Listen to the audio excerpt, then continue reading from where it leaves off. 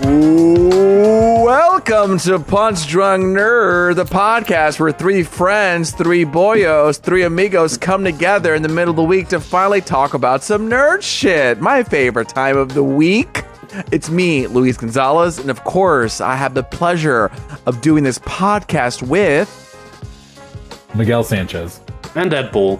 That's right. Every week we are coming together as a family and we are going over the news of the week, some of the big stuff that interests us. Then we have a feature discussion. This week we're talking about Prey, the prequel to Predator. And then we're going to wrap it all up with what we're into. You know, it might be a video game, might be a movie, might be a comic, might be a TV show, might be what we're wearing. Who knows? Could be, you know, return of flannel pants. Maybe that's what we're into. You're going to have to find out until the end. But now we're going to jump straight into the news of the week. And little known fact for audience members.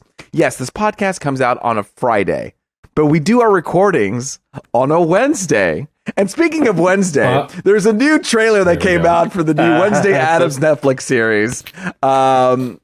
They had a whole Meet the New Addams Family from Tim Burton's Wednesday Vanity Fair where they had a picture. But they also had the trailer. You know, thoughts? What did everyone think about Tim Burton's Wednesday? I'll just go ahead and say, like, I haven't been like a Tim Burton fan in quite a while. But, you know, you hear that Tim Burton is doing an Addams Family film, or show rather, and you're just like, well, yeah, why did it take so long? And honestly, this trailer looks like a lot of fun. And I'm excited about the cast, too. It looks so good. I was super into it. I wasn't expecting, because like most Netflix shows, I'm not into. You know what I mean? But it looks like a pretty good... Sorry, it looks good. Sorry, I'm getting distracted. I particularly liked the last shot of the trailer where she does like the snap. You know what I mean? To the Addams Family theme. I thought that was a really cool way to incorporate that without like really hitting us over the head with it. Right. And everyone just looks like perfectly cast. I think the internet was a little upset about Luis Guzman playing playing Gomez. Yeah. But I'm here for it. They say he doesn't like look right. I think a lot of people are thinking of that like 90s version where Angelica Houston and what's his face? Right. And they're saying like Catherine Zeta-Jones fits that role, but he looks like out of place. Well, I mean, you know, Gomez Addams did have that kind of like wider thing in the comics, so he fits the silhouette of it. I think it's just people were not sure of the voice. He looks more like Pugsley in the original concept of him. You know what I mean? And Pugsley is like a kind of like rotund kid.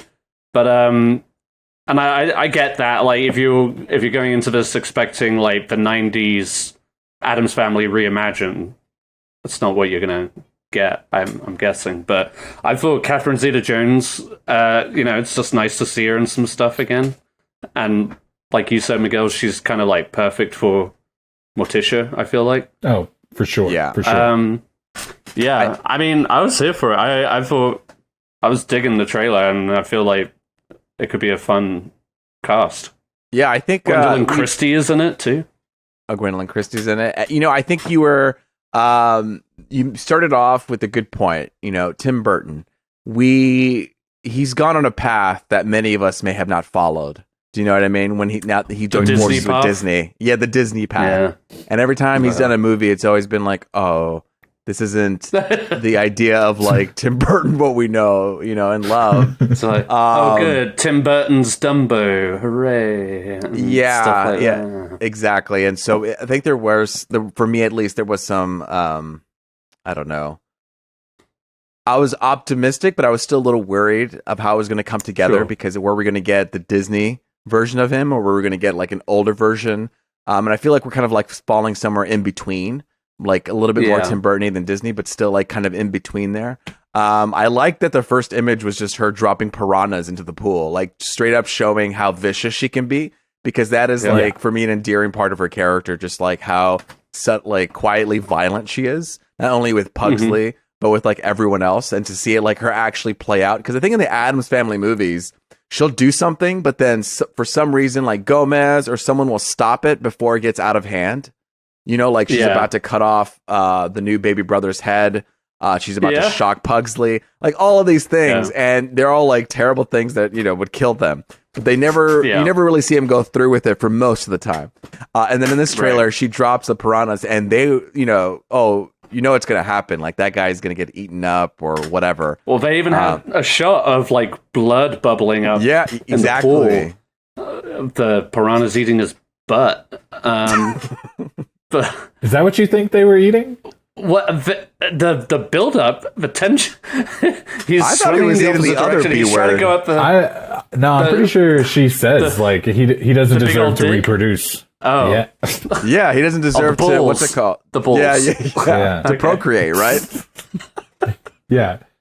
She said something about that. I think there's a line of dialogue on that. It's like Amber. I'll have to go back and look because I was too busy looking at the pool of blood. But yeah, all right. Well, no, but yeah, like you said, I'm glad they're embracing that character and they're not like trying to do this like I don't know, so many shows that try and make evil characters look good or justified or whatever. It's just like, no, this is the Addams Family.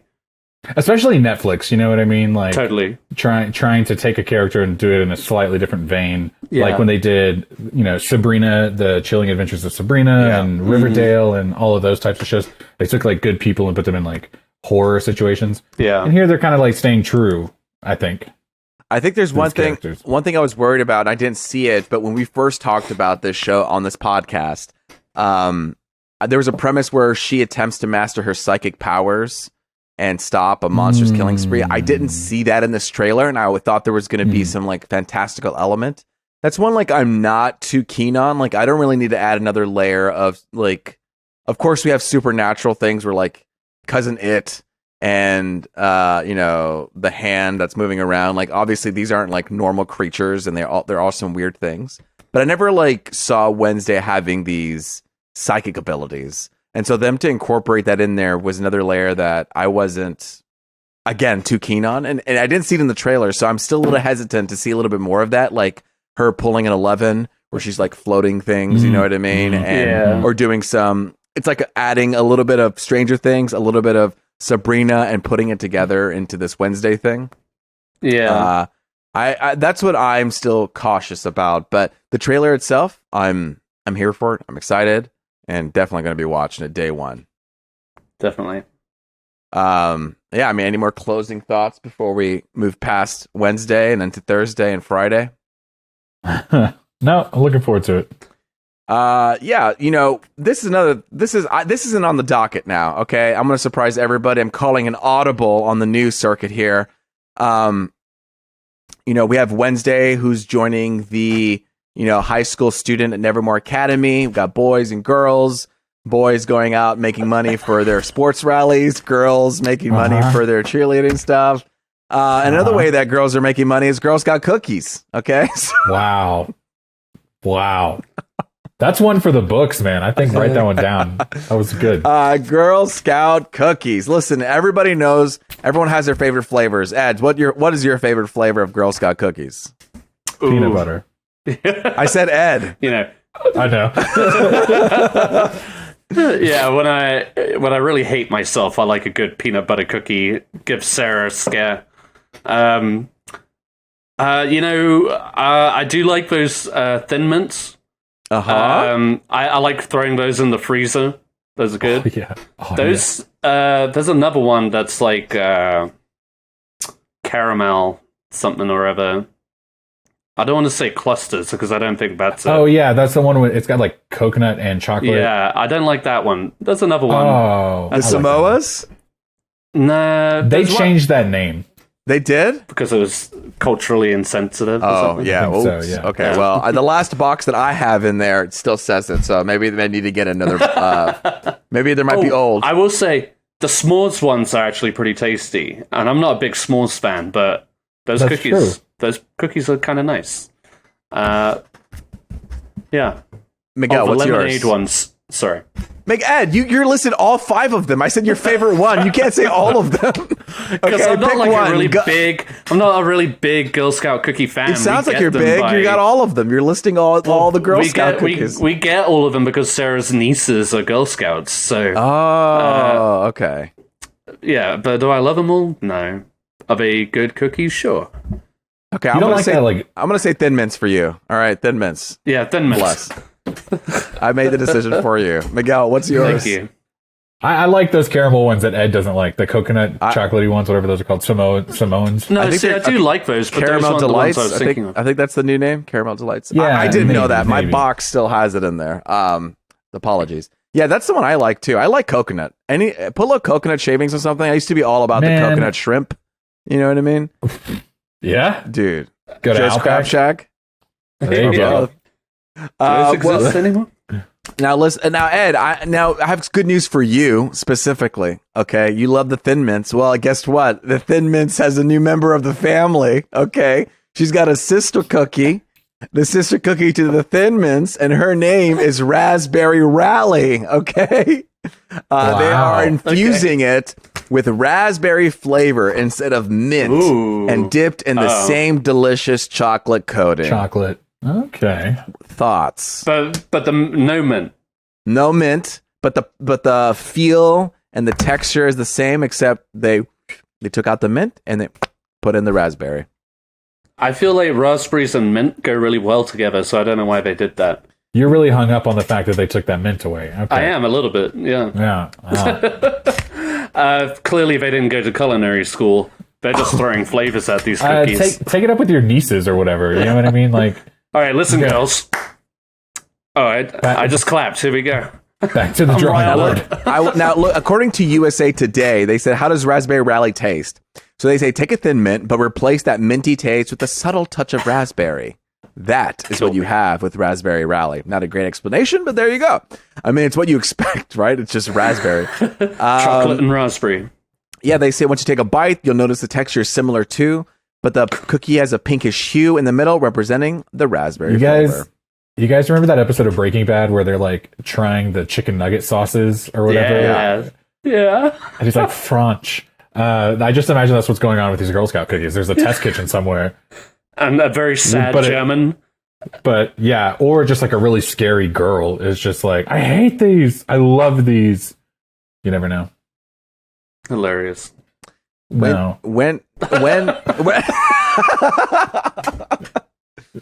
Now, these delicious raspberry rallies that we know Ed is going to get, he's going to get the whole collection and raspberry rally. But Ed, you cannot get this in person, okay?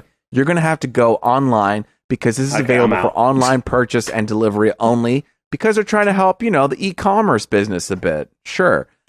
Look, the season of Girl Scout cookies is typically January and April, but these could sell sooner. They sell their cookies through free labor. What? They're not helping shit. Well, hey, whenever you're the Girl Scout, maybe we could promote her. She could sell all these Girl Scout cookies to all of our patrons and fans. Oh, that's not a bad idea. Hey, okay. Make sure you have that ready to go. Okay. Yes, Girl Scout cookies. Can we talk about something real quick? Yes, please. Just a little bit of a random tangent. I love it. Okay. Ed. Yeah. How many buttons you got on your shirt, bro? You got a problem? You gotta sit back. Show us the whole V. Dang. That's a deep V. If you're lucky, you might get a bit of a tit. Ooh. Is it I see your belly button, bro. No, it's not enough. I would take more off. No, let me join the priesthood and come all the way up. Is that? Check us out on YouTube. You can see it for yourself. You can see Ed's chest wide open. This is suffocating. Take it down. There you go. I love it. There you go. I hope in like 2 years' time, you just bring the buttons all the way down to the belly button. You know what I mean? And 3 more years, you're just letting it out. Hey, my birthday's coming up. Ooh, I can't wait for that. You're going to be hosting that podcast. That's right. It'll be like strip podcast. The women better watch out. You know what I mean? Especially the women that are talking. Fucking no. Because women might be talking about that chest hair. Speaking of women talking, we got a first look at Woman Talking. December 2nd, directed by Sarah Polley. Ed, you dropped this in one. Why don't you talk about women talking? That's such a loaded question. No, so I wasn't even really aware of this, but it caught my eye because it's got a fantastic cast of actors. I don't know much about it other than what's been posted. Women in an isolated religious colony struggle to reconcile with their faith after a series of sexual assaults. Yeah. And like a fucking laugh riot. But it has Frances McDormand, Claire Foy, Jessie Buckley, Rooney Mara, Sheila McCarthy, and Ben Whishaw. Like, that's a pretty great cast. Yeah. Just that alone. So, again, it was just a still. I wasn't aware of this movie coming out, but Sarah Polley has done some interesting films, and so I think this could be like a good contender. A trailer will tell. But, going on IMDb, it seems like she's an actor-director. You know what I mean? Because she has a lot of acting credits. She was in like in the early or late 90s, early 2000s. She was in like some of those, I don't know, like fucked up teenager films. She was in that movie Go. She was in Go. She was in Dawn of the Dead. She was in My Life Without Me, The Sweet Hereafter. But she directed Away From Her. Did you guys see that? No, you didn't. I know you didn't.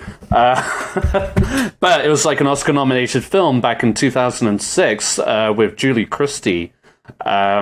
She's just this woman who starts developing what's the word I'm thinking of? Amnesia. That thing. Amnesia? I mean, I don't know what else. Yeah. I feel like there's another thing I'm thinking of, but anyway, so basically just like portrays the relationship. Alzheimer's. Thank you. There you go. She's getting Alzheimer's, and her you just kind of see that transition between her and her husband as she like Alzheimer's sets in. Whatever. It's a very touching film. All that to say, it was a good film. So Sarah Polley is an established director. So again, with this cast, this is one to watch out for, maybe. Right. A lot of good performances to watch out for. Nothing where just like, I don't know. Some of my favorite actresses. I mean, yeah, they're all great. So watch out for that. No trailer as of yet, but when they start releasing images, you'll see one soon, I'm sure. Oh, absolutely. Yeah. I mean, listen to the podcast. You're going to stay. We're going to keep you on talk with talking ladies. No, walking ladies, talking ladies. Women talking. Women talking. Okay. A lot of leading ladies here. And if you like leading ladies, you might like Rogue One, a Star Wars story with Felicity Jones, because that's coming back to IMAX August 26th. I saw Rogue One in IMAX, like the full IMAX, the real IMAX. Wow. Yeah, wow. And I probably won't watch it again just because I already did. What?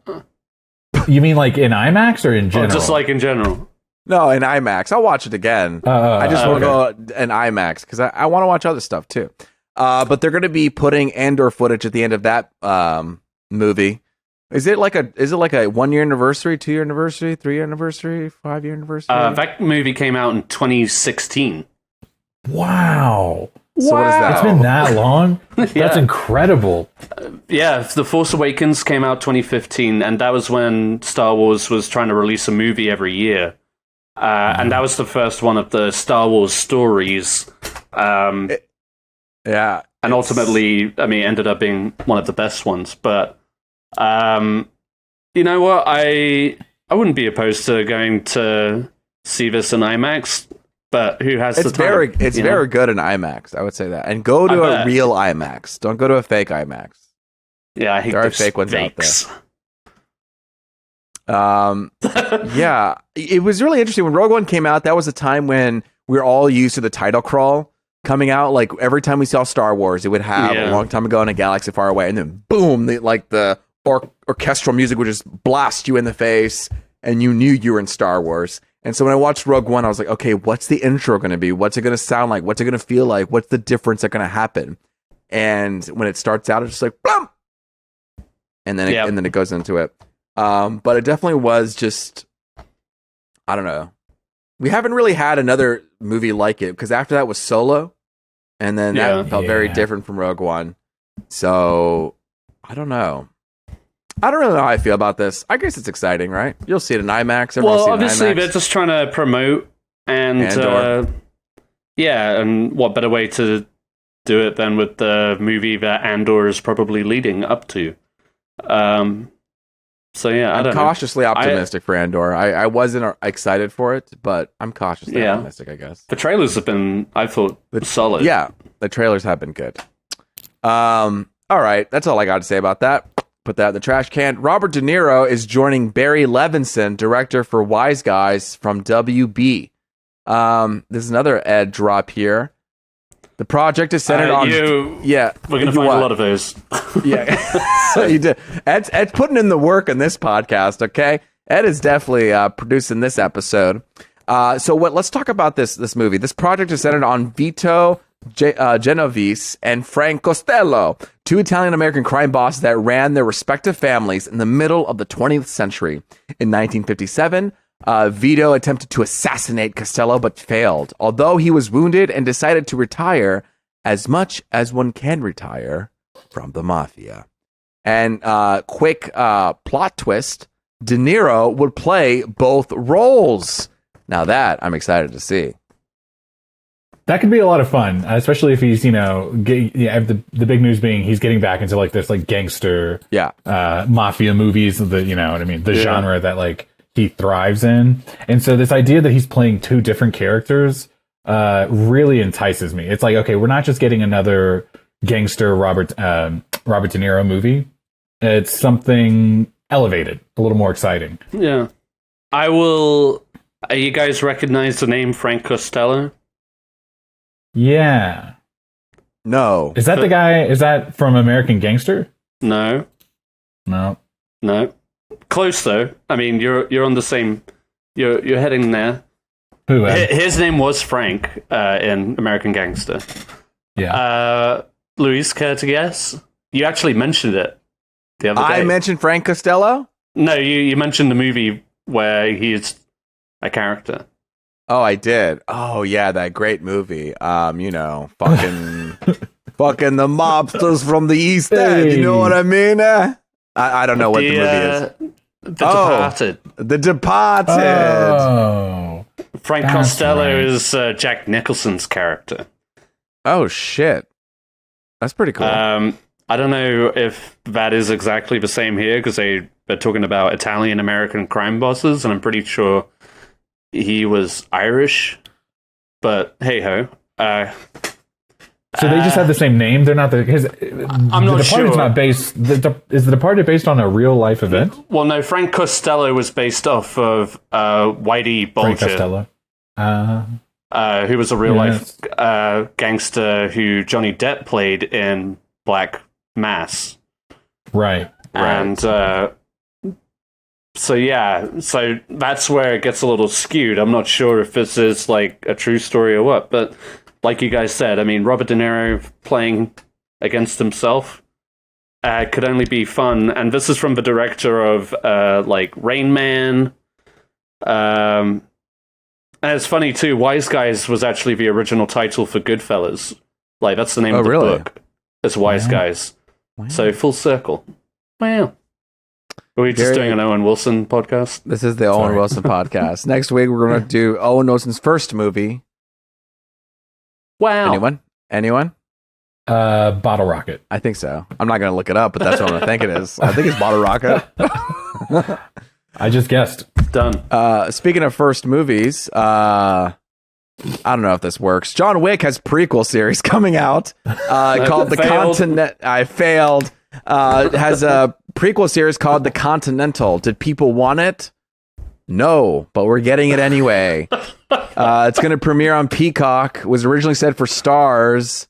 The series will focus on a young Winston, played by Colin Waddell, from The Flight Attendant. It's in the 1970s New York. Ooh, we're going to get some of that spicy 70s flavor, where he attempts to seize control of the hotel as he navigates through the criminal underworld.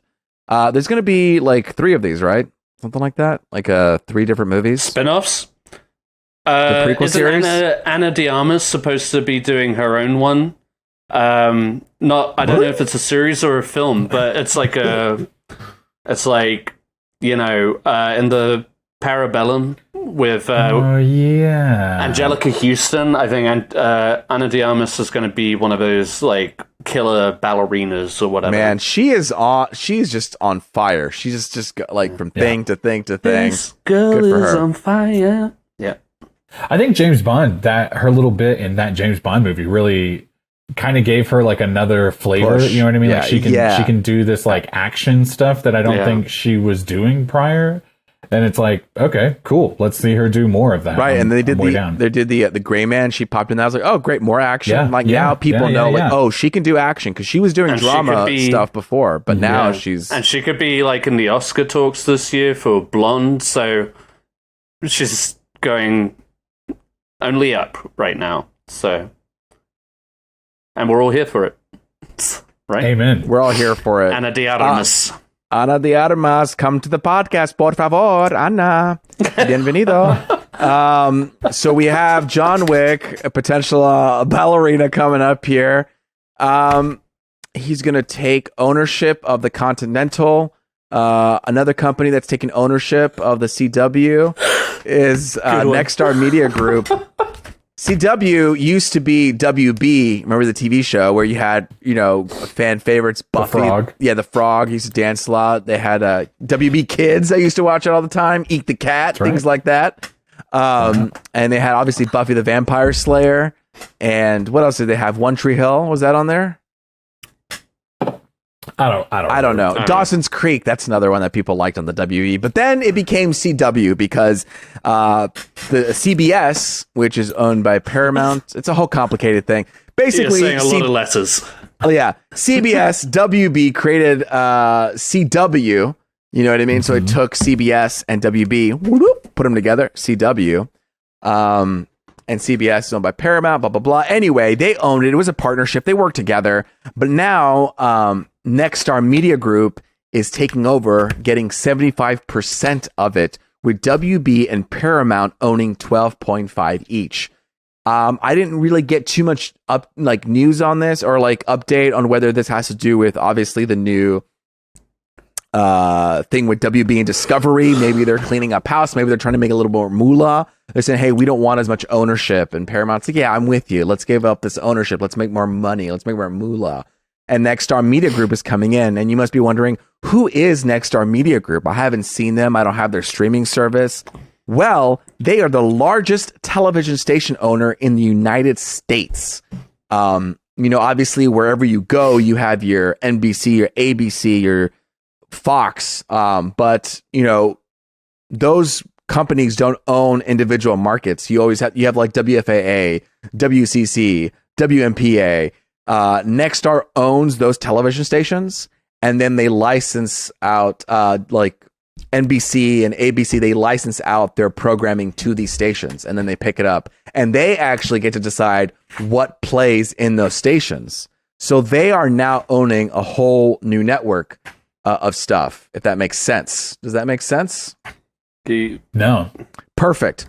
We're going to move on. They own 31% of Food Network and Cooking Channel, with WB owning 69% of it. So really, they just own a bunch of television stations. Okay, that's their jam. Sense. They own a bunch of television stations. And just because they own a bunch of television stations doesn't mean they own ABC or WB or NBC. They're just like, hey, ABC, I got like 5 stations in Dallas. You want one of them? Like, yeah, here's a couple bucks for them. Great. WB or NBC, you want some? Great. Boom. You know what I mean? That's what Nexstar Media Group does. And then WB is going to keep making scripted content. So that's just the move, and that's what's going to happen. WB is making moves, and WB is also making moves with The Flash because Ezra Miller has finally apologized for the things that he's done. There was a moment when WB said they had like 3 plans, right? Plan A was that if Ezra Miller apologizes, they'll move through with the movie. Plan B was what? Like, if he doesn't apologize, they would still do it, but they would have limited press stuff. They would cut him out or whatever. Cut them out, sorry. Yeah, and then Route C was like, if he goes to jail or something. Cancel it. Yeah, just completely cancel it. So here's a quote that Ezra Miller has posted. Having recently gone through a time of intense crisis, I now understand that I am suffering complex mental health issues and have begun ongoing treatment. I want to apologize to everyone that I have alarmed and upset with my past behavior. I am committed to doing the necessary work to get back to a healthy, safe, and productive stage in my life. You know, I mean, classic PR, just here's, you know what I mean, a word salad of things you can say. It's really doing the bare minimum, and it's because WB doesn't want to lose. You know what I mean? They've invested. They've already scrapped one movie. They're not going to scrap this one. I've heard people talking like, you know, who in the business, they're like, who've seen it. They're like, oh, it's pretty good. Like it's like a good movie. Then they could. It definitely is like an anchor point to them pivoting towards a new DCEU. And so I can see why they've been very precious with this movie of like, we need this movie to release because this will explain all the new changes that might come out because of Flashpoint. And, you know, if you're not aware, Flashpoint kind of rewrites some of the timeline and things like that. So this movie would kind of bring that in. Yeah, I mean, it's crazy. Do you think they're going to keep him? I don't know. I don't think so. No, I don't think so. No. But at the same time, they were also bringing them back for reshoots. Yes, this summer, that was crazy. This past summer. I remember when they were while that was going on. There was a moment when they were looking for Ezra Miller, trying to what's it called? To give him a what is it when you dress up as somebody in a suit and then you say, "Here are your papers. You have to show up in court." And then you like serve him papers. Yeah, I'm having the idea of Pineapple Express in my head. Yeah, when you have to serve papers.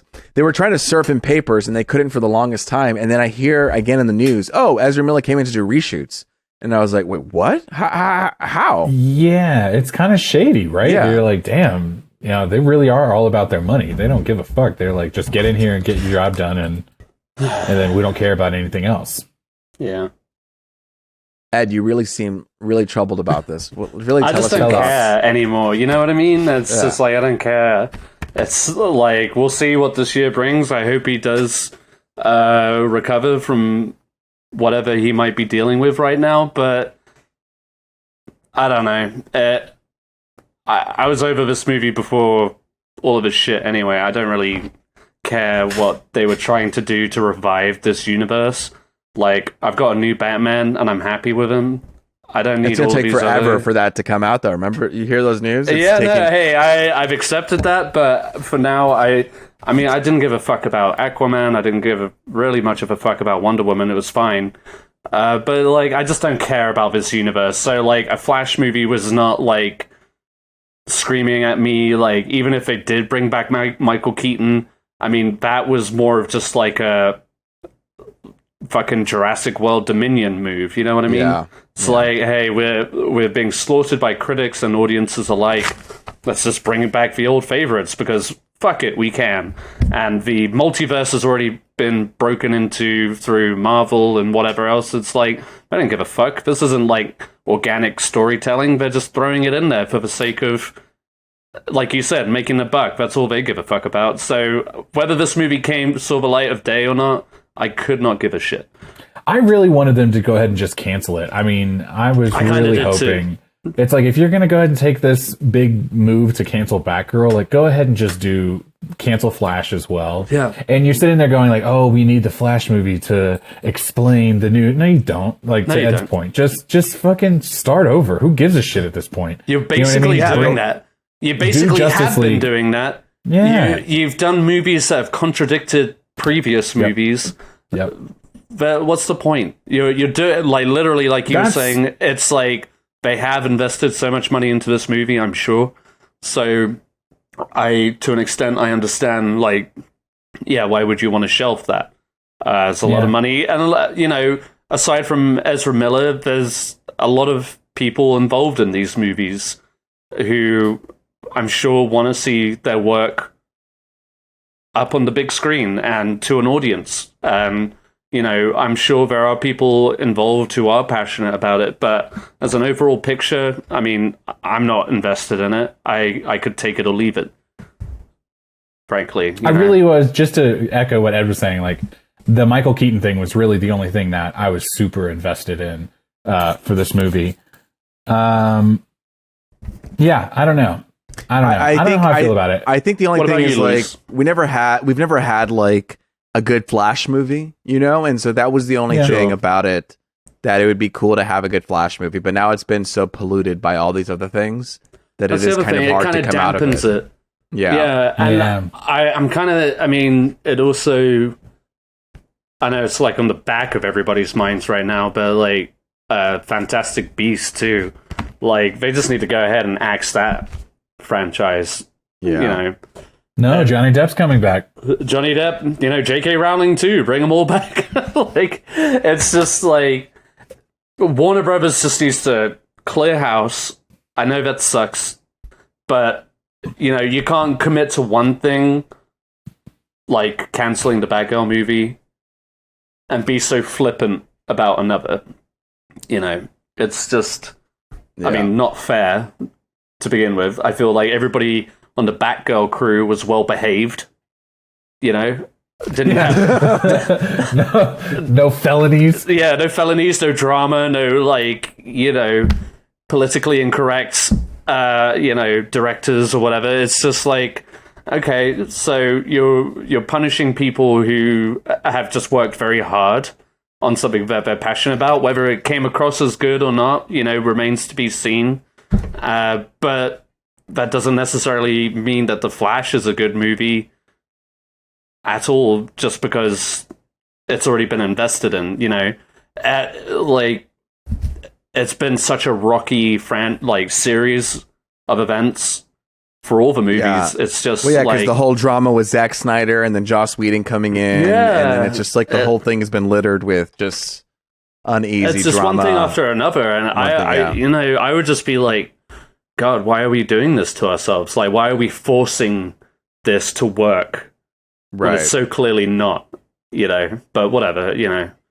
Do you think we've still got a year till this movie releases? Do you think there'll ever be a world? I don't think it's going to happen. Never mind. I was going to say, no, let's hear it. If they ever would they? You think they're ever going to put Pattinson and Joaquin Phoenix in the same movie? Oh, I wouldn't put it past this new whatever. Like, they are going to just be like, does this work? Cool, we're going to make it work. Because I was originally going to think no, but until right now at this moment, I had just an inkling thought of like, wow, they might do that just for the monies. That'd be interesting. It would not be interesting. It'd be bad. Well, yeah, no, interesting in a bad way. Also because they're set decades apart. Old man Joker. Yeah. Come here, Batman. Listen. But like one theory I did hear was that that kind of like how the Joker ends in that first movie. It's like the Joaquin Phoenix Joker is a symbol that maybe goes on to inspire other people, right. Like the guy who ends up killing the Waynes. Like, maybe that guy is who becomes the Joker. You know, the other Joker or whatever is like taking multiple personas, and whilst the original Joker is just locked up in Arkham. But you've got people carrying on that legacy of chaos and anarchy. Right. Which could be an interesting way to play into it, but since they've already introduced a Joker into the Batman, which I hope they don't follow through with, but, you know, it is the Joker. So who knows? But yeah, I don't see them actually going through with that, no, to answer your question.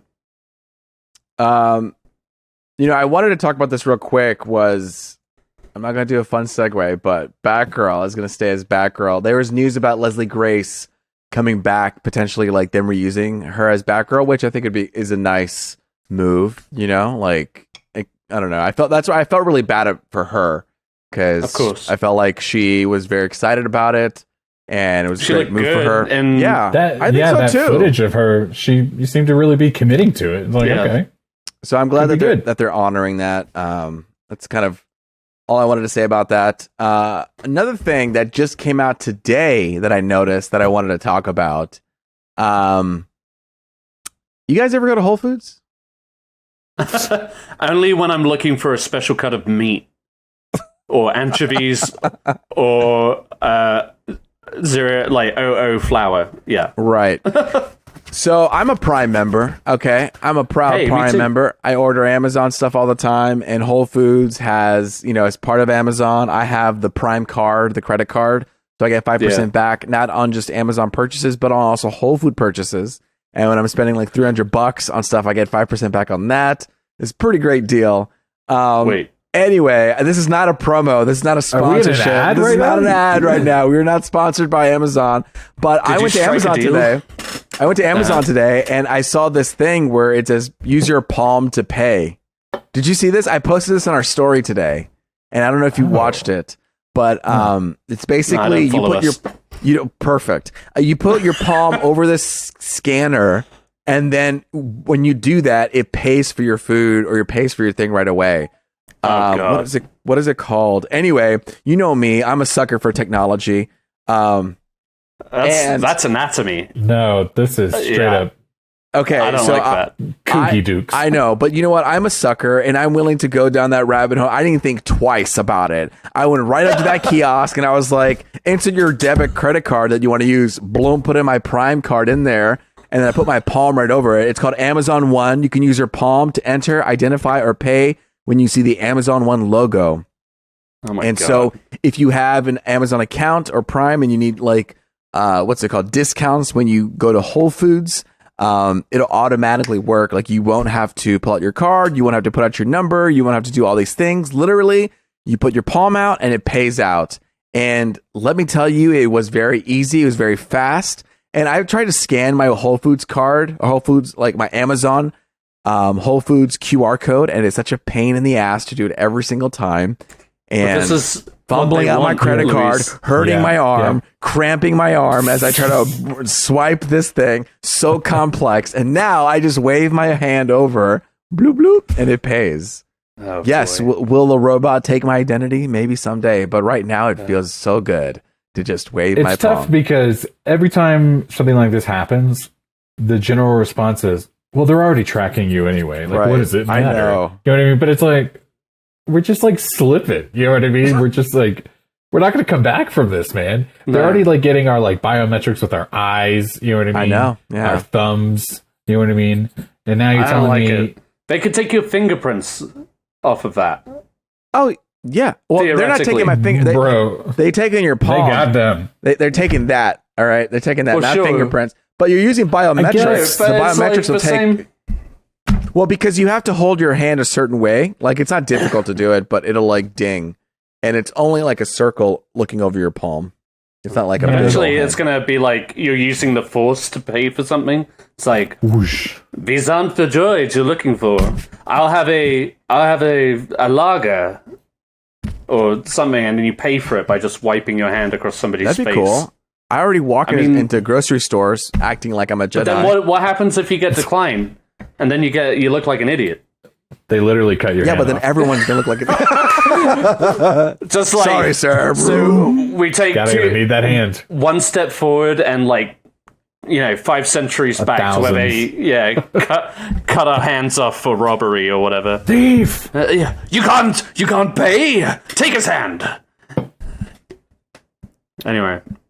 So your thumbs up on this. Your thumbs up on this, Luis. Your palms down. I'm palms down on this for sure. I just got sucked right in. We were literally in the checkout lane, and then I went to Sarah. I was like, "Hey, just hold on for a second." I went and I quickly signed up as we were putting the food on the conveyor belt, and she knew what I was up to. And then we put the food up, and then by the end of it, I just swipe my palm, instant, paid. Oh, wow, God, that's crazy. And if you have your mask on, you don't have to worry about your phone not recognizing your face as you try to Apple Pay or something.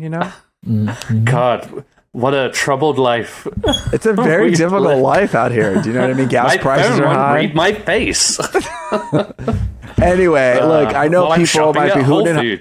People are hooting and hollering about it. I'm a sucker for it. Will I pay for it in the end? Maybe. But maybe when I die, they'll recreate me in a different version. They'll take these podcasts, they'll take my biometrics, and they'll make a new me.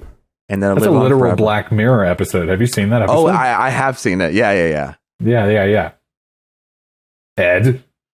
We'll make a top 5. We'll make a top 5 Black Mirror episodes list just for you, bud. There you go. Please do. I feel like you have talked about that already. Yeah, I think we have. Let's do it again. Okay. I'll catch up. We already have our Bluey top 5 episodes on our Instagram. Yeah. So, Luis, real quick, give us a Bluey update. Did you guys watch any of them? Not yet. No updates. Okay. I know. Son of a bitch. I was away on vacation. We needed that content. Vacation. We got to put it out there, and it's good for me because then I can just go to our Instagram, which is at Punch Drunk Nerd, and you can I can easily find those 5 episodes I need to watch. There you go. So it's super easy. I told Sarah she should watch that one, The Beach. I think she would like that one. Okay. I'm moving, I'm coming, can you hear what I hear? It's calling you, my dear, out of reach. Take me to the beach. Right? That is not a song in Bluey, is it? What are you singing? No, that's not Bluey. No, that's not Bluey. That's okay. That's a song based off of the movie The Beach. Starring Leonardo DiCaprio. I remember you saying this previously. Now we've gone there. All right, Ed, hit us up with our next segment here. Our latest death in celebrity. Yeah, since I've started this, death has been chasing me with some of my favorite people. So it claimed another one this week. Wolfgang Peterson, director of such movies of Das Boot, which really kicked off his career. That's the German submarine drama that was nominated for 6 Oscars, including Best Director, Best Picture. But he also directed Air Force One, Troy, The Perfect Storm, Poseidon, The Never-Ending Story. Yeah, he some hits. Yeah, I mean, he had a lot of big movies, in fact. I mean, a lot of big budget films. And, obviously it's sad. He was, obviously 81. What did he die of? Old age. I don't know. Didn't really do your job today. Natural causes, as I understand it. He wasn't shot dead or anything. Anyway, I'm a fan of Troy, Das Boot, Air Force One. I haven't seen. Get off my plate! What? You haven't seen Air Force One? Yeah. You unpatriotic motherfucker! All right. What is Sarah doing? She's supposed to be getting you on these movies. That's not on that list. She has some other weird priorities. So, no, we haven't gotten around to that one. She wants me to watch movies like The Three Musketeers, and that's a good movie. So it was all right, man. It was just all right. Listen, I'm gonna fire you from this podcast. No, I'm kidding. You know what I was doing? Palm, huh? I was looking at our past text messages, and I found a picture that I did at Photoshop of Ed with the cast of The Perfect Storm. Oh yeah, I'm gonna post that on our Instagram. That was Ed. That was Ed clapping. Yeah, that was me. I'm doing the Miguel. I want to get called out for that shit. That was a good one because last winter I wore a hat. And my hair was super long. That's hilarious. So in honor of the director, I will post a picture of you in the cast of The Perfect Storm on our Instagram. Couldn't put me on as Achilles or anything like that. No, absolutely no. No, I'm just a Boston fisherman. You see Air Force One, maybe we can talk, okay? Oh, okay, yes. All right. Until then. I do get the reference, get off of my plane, Right. It's not get off of my plane, it's get off my plane. Not get off of my plane. Okay. Get off my plane. You don't. There's no article of an of. Do you know who the bad guy in that movie is, Ed? Gary Oldman. That's Gary Oldman.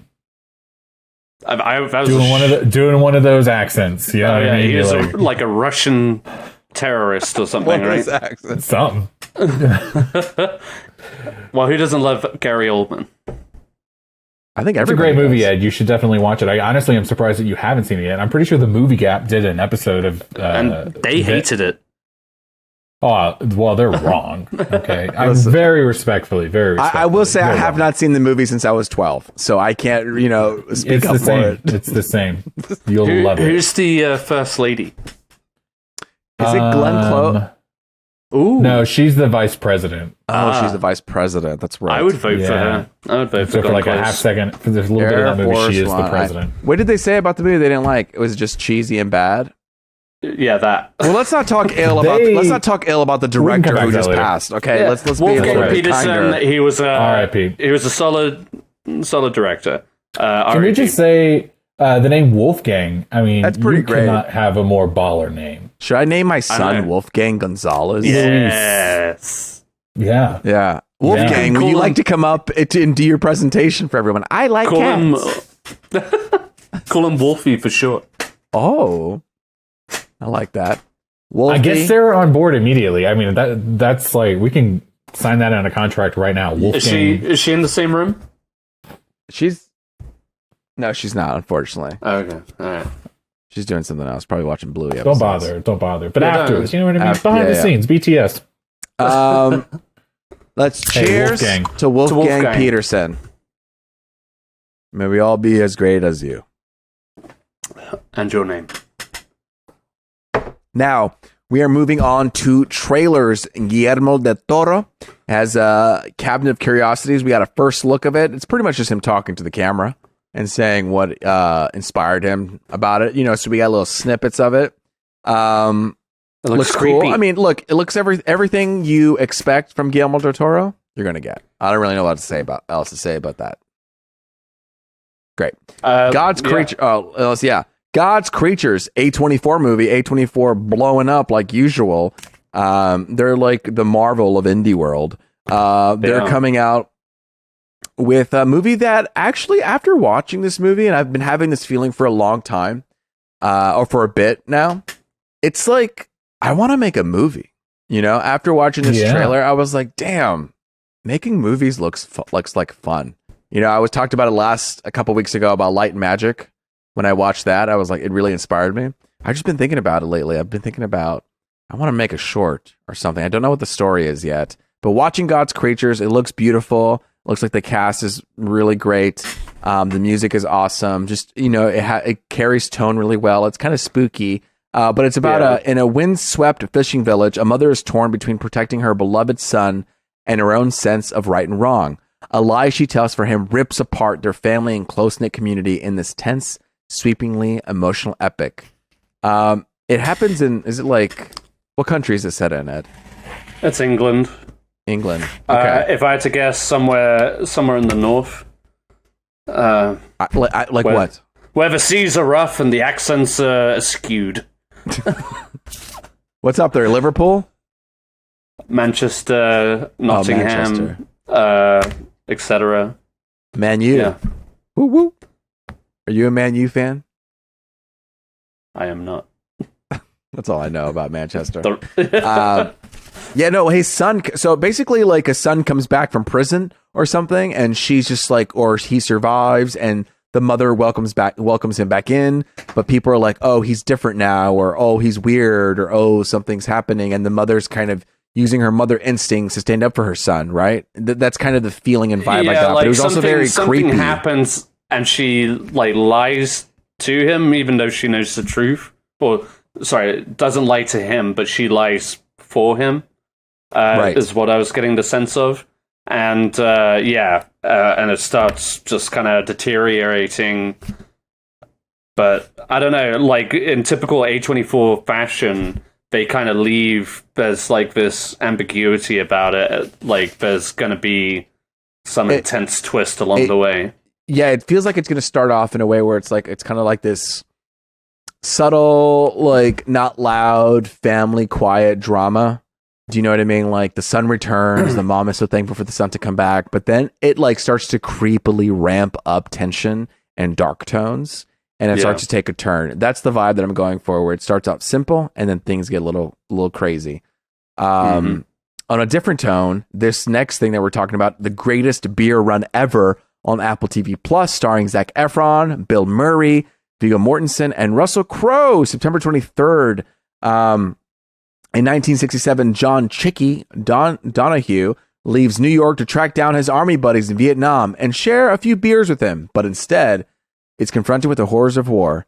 Actually, I know that's what the synopsis says, but doesn't he decide to go on beer runs for the people in Vietnam? Isn't that what it is? They're like...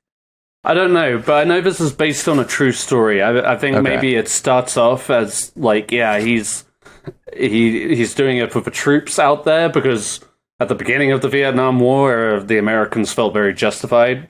And then coming out of the Vietnam War, everybody was like, well, what the fuck are we doing? Right. So that, but it's not we might see that throughout the movie. Yeah, it's not as dramatic. These are very dramatic, like heavy tones. But the show seemed very light and whimsical and fun. Well, it's directed by Peter Farrelly, who, of course, is known for The Green Book, but also Dumb and Dumber and other such classics. Me, myself, and Jane. Myself, and Irene. Oh, Irene. That's what I mean. Sorry. Irene. Jane. Kingpin. Jane. You guys know what movie that's from? Thor. Jane. That shitty Thor movie. Jane. And Kingpin. That's a good one too. Stuck on You. It's gonna be I think it's gonna be fun. It's gonna be a good blend of things. Yeah, and it comes to Apple TV Plus, so you just get to stream it from the comfort of your home, Miguel. A movie about beer. Thank God. Sign me up. Yeah, and honestly, watching the trailer, it looked good, fun, and not something I would probably go out and see in theaters. So, win-win. It's a movie or it's a movie? Okay, it's a movie. Yeah. I thought it was a TV series for some reason, but it's the Apple TV movie. Look, we're going to move on to what's coming soon. This Sunday, House of the Dragon finally comes out. I'm not that excited for it, but I watch it. You know what I'm saying? I told you guys. You told me, but you didn't tell Miguel. I want you to tell that story again. Okay. Well, I mean, very basically, me and Sarah. I approached Sarah with it. I was like, Sarah, do you want to watch House of Dragons? Are we doing that? Are we going to commit every Sunday? And I think we're on board. So I will at least be reporting on House of Dragon. I'll watch it too. That was the one that me and Sarah started, our life together. I was like, what's the story? I don't get it. Now I get it. Okay, now you get it. Through passionate TV watching, is all I'll say. The production value looks solid. I mean, I don't know. They've got the material for the story. I'm more worried about the story itself. You know what I mean? The production value, all that stuff, acting, sure. Of course, it's going to be great. I'm just like, I hope they come out with a banger up front. I don't want a slow burn. I don't want to be dragged. You're going to have to wait to the end of the season to really get it. You've already made me wait with Game of Thrones. Do you know what I mean? Give me some good drama. I need some good, solid drama in this first episode to really reel me in, Yeah. So I'm going to see it.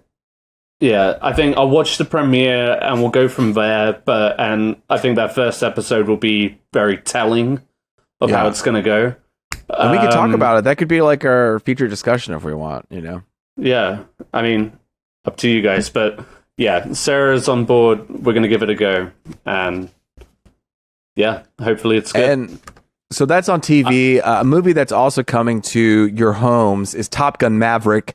It's finally getting a digital release August 23rd. Blu-ray and 4K release November 1st. Nice. It's going to have 110 minutes bonus content. Look, you can wait for it to come out on DVD, digital release, all these things. But for the love of God, go see. Oh, burps! Go see this movie in theater. Like, yes. I said it before, and I'll say it again. This is one of the top 10, top 5 like movie going experiences as far as like having that in the actual theaters. I'm talking the levels of Interstellar. I'm talking the levels of Gravity. You know what I mean? I'm talking Top Gun Maverick.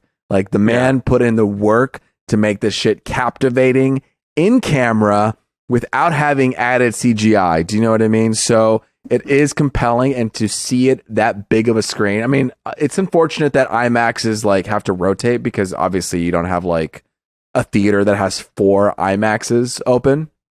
Right. But I think it would still be very cool to see in theaters. And they've been killing the promotion. I mean, like, I don't know if you guys have seen it popping up on like social media or Reddit or whatever, but they've got this trailer now. It's like, don't let the summer end without seeing Top Gun Maverick again. Yeah. And you know what? I kind of want to. I kind of want to too, yeah. It's like, I'm excited for Sarah to see it because she showed me the first Top Gun. And, I mean, absolutely. See it in theaters. If you wanted to make an argument for seeing a movie in theaters, that's the movie. For sure. And then, I mean, I guess we'll be talking about it in the box office, but it is still doing very well. Very well. It's doing very good. Out now, we record on Wednesday. This comes out Friday. So unfortunately, we will not be talking about She-Hulk, Attorney at Law. It comes out. It's already out on Disney Plus, as well as Beast has already come out in theaters on Friday. We can talk predictions. The first thing about Beast is that logo looks eerily similar to Prey, does it not? It has like the same blocky titles with that like scratch on it, you know? Yeah, It's just it's a predator, basically. I mean, yeah. Yeah, it's like a predator. So every time I pass by the Beast poster, it's like, you guys just ripped off the Prey's logo. It looks... Yeah. What do you think that... Have you seen the Beast logo, Miguel? No, it's been a minute. So if you see it, it looks like... We were talking about the font. It looks identical to Prey. It has like that scratch on it. Yeah. Instead of like the Prey's things, it's like anyway. So, we like to do this as much as we can every week. We try to predict the box office numbers. Let's predict how much we think Beast is gonna make. Dun dun dun dun dun dun dun dun. I'm gonna throw this to Miguel. How much do you think Beast is gonna make? It's on your top 10. It's what you're expecting to make a lot in the summer, isn't it? Where did you rank it? I don't even remember, to be honest. Let me look. You know what? I'm gonna say like $35 million. $35 million? Is that too low or too high? I don't care. You could Miguel, I always go a little too high. Opening weekend for an Idris Elba movie, but it's late in the summer. And it's a pandemic. And Bullet Train made 34. What did Bullet Train? Its opening weekend. Oh, okay. I mean, but obviously that one was the one people were kind of excited to see. Miguel, you had this on number 7 on your box office. Hell yeah, baby. Yeah, baby. Let's fucking go. I said 35. I'm joking. $100 million this weekend. If this movie makes $100 million, I'm gonna lose my mind. Give me that Idris Elba lion film. I'm just saying, if Idris Elba, you know what I mean, sling dong in this movie, it would just jump straight up. It would. That's like, watch out, Avatar. Fingers crossed. Yeah. I'd go see it. If I started hearing like rumors, it's like, oh yeah, he slapped. I can't even say it. We got lions and Idris Elba's dick. Here we go. That's all you need. It's not the only beast in this movie. Boom.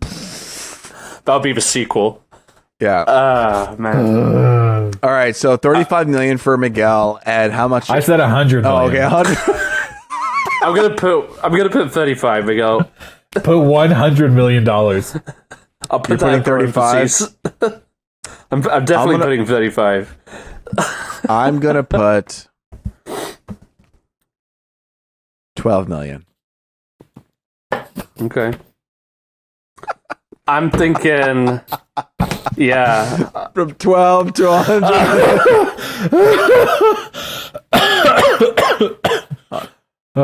I'll go. Say it. I'll go 10. $110 million. I was good. Yeah, that's a good. That's a good one. That's a good one. Say that's something a good like one. 13. So I'm trying to give you a gap. I don't want to be that dick. It's just like 12.5 million.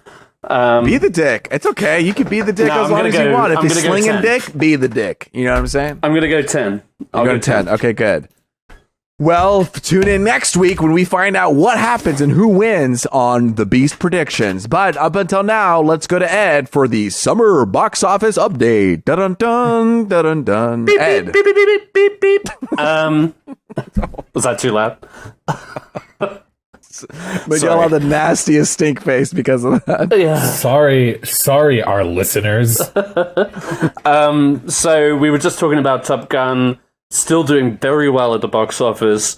So last week it was in 6th place, but this weekend, after a slow weekend, it found itself back up to 2nd place.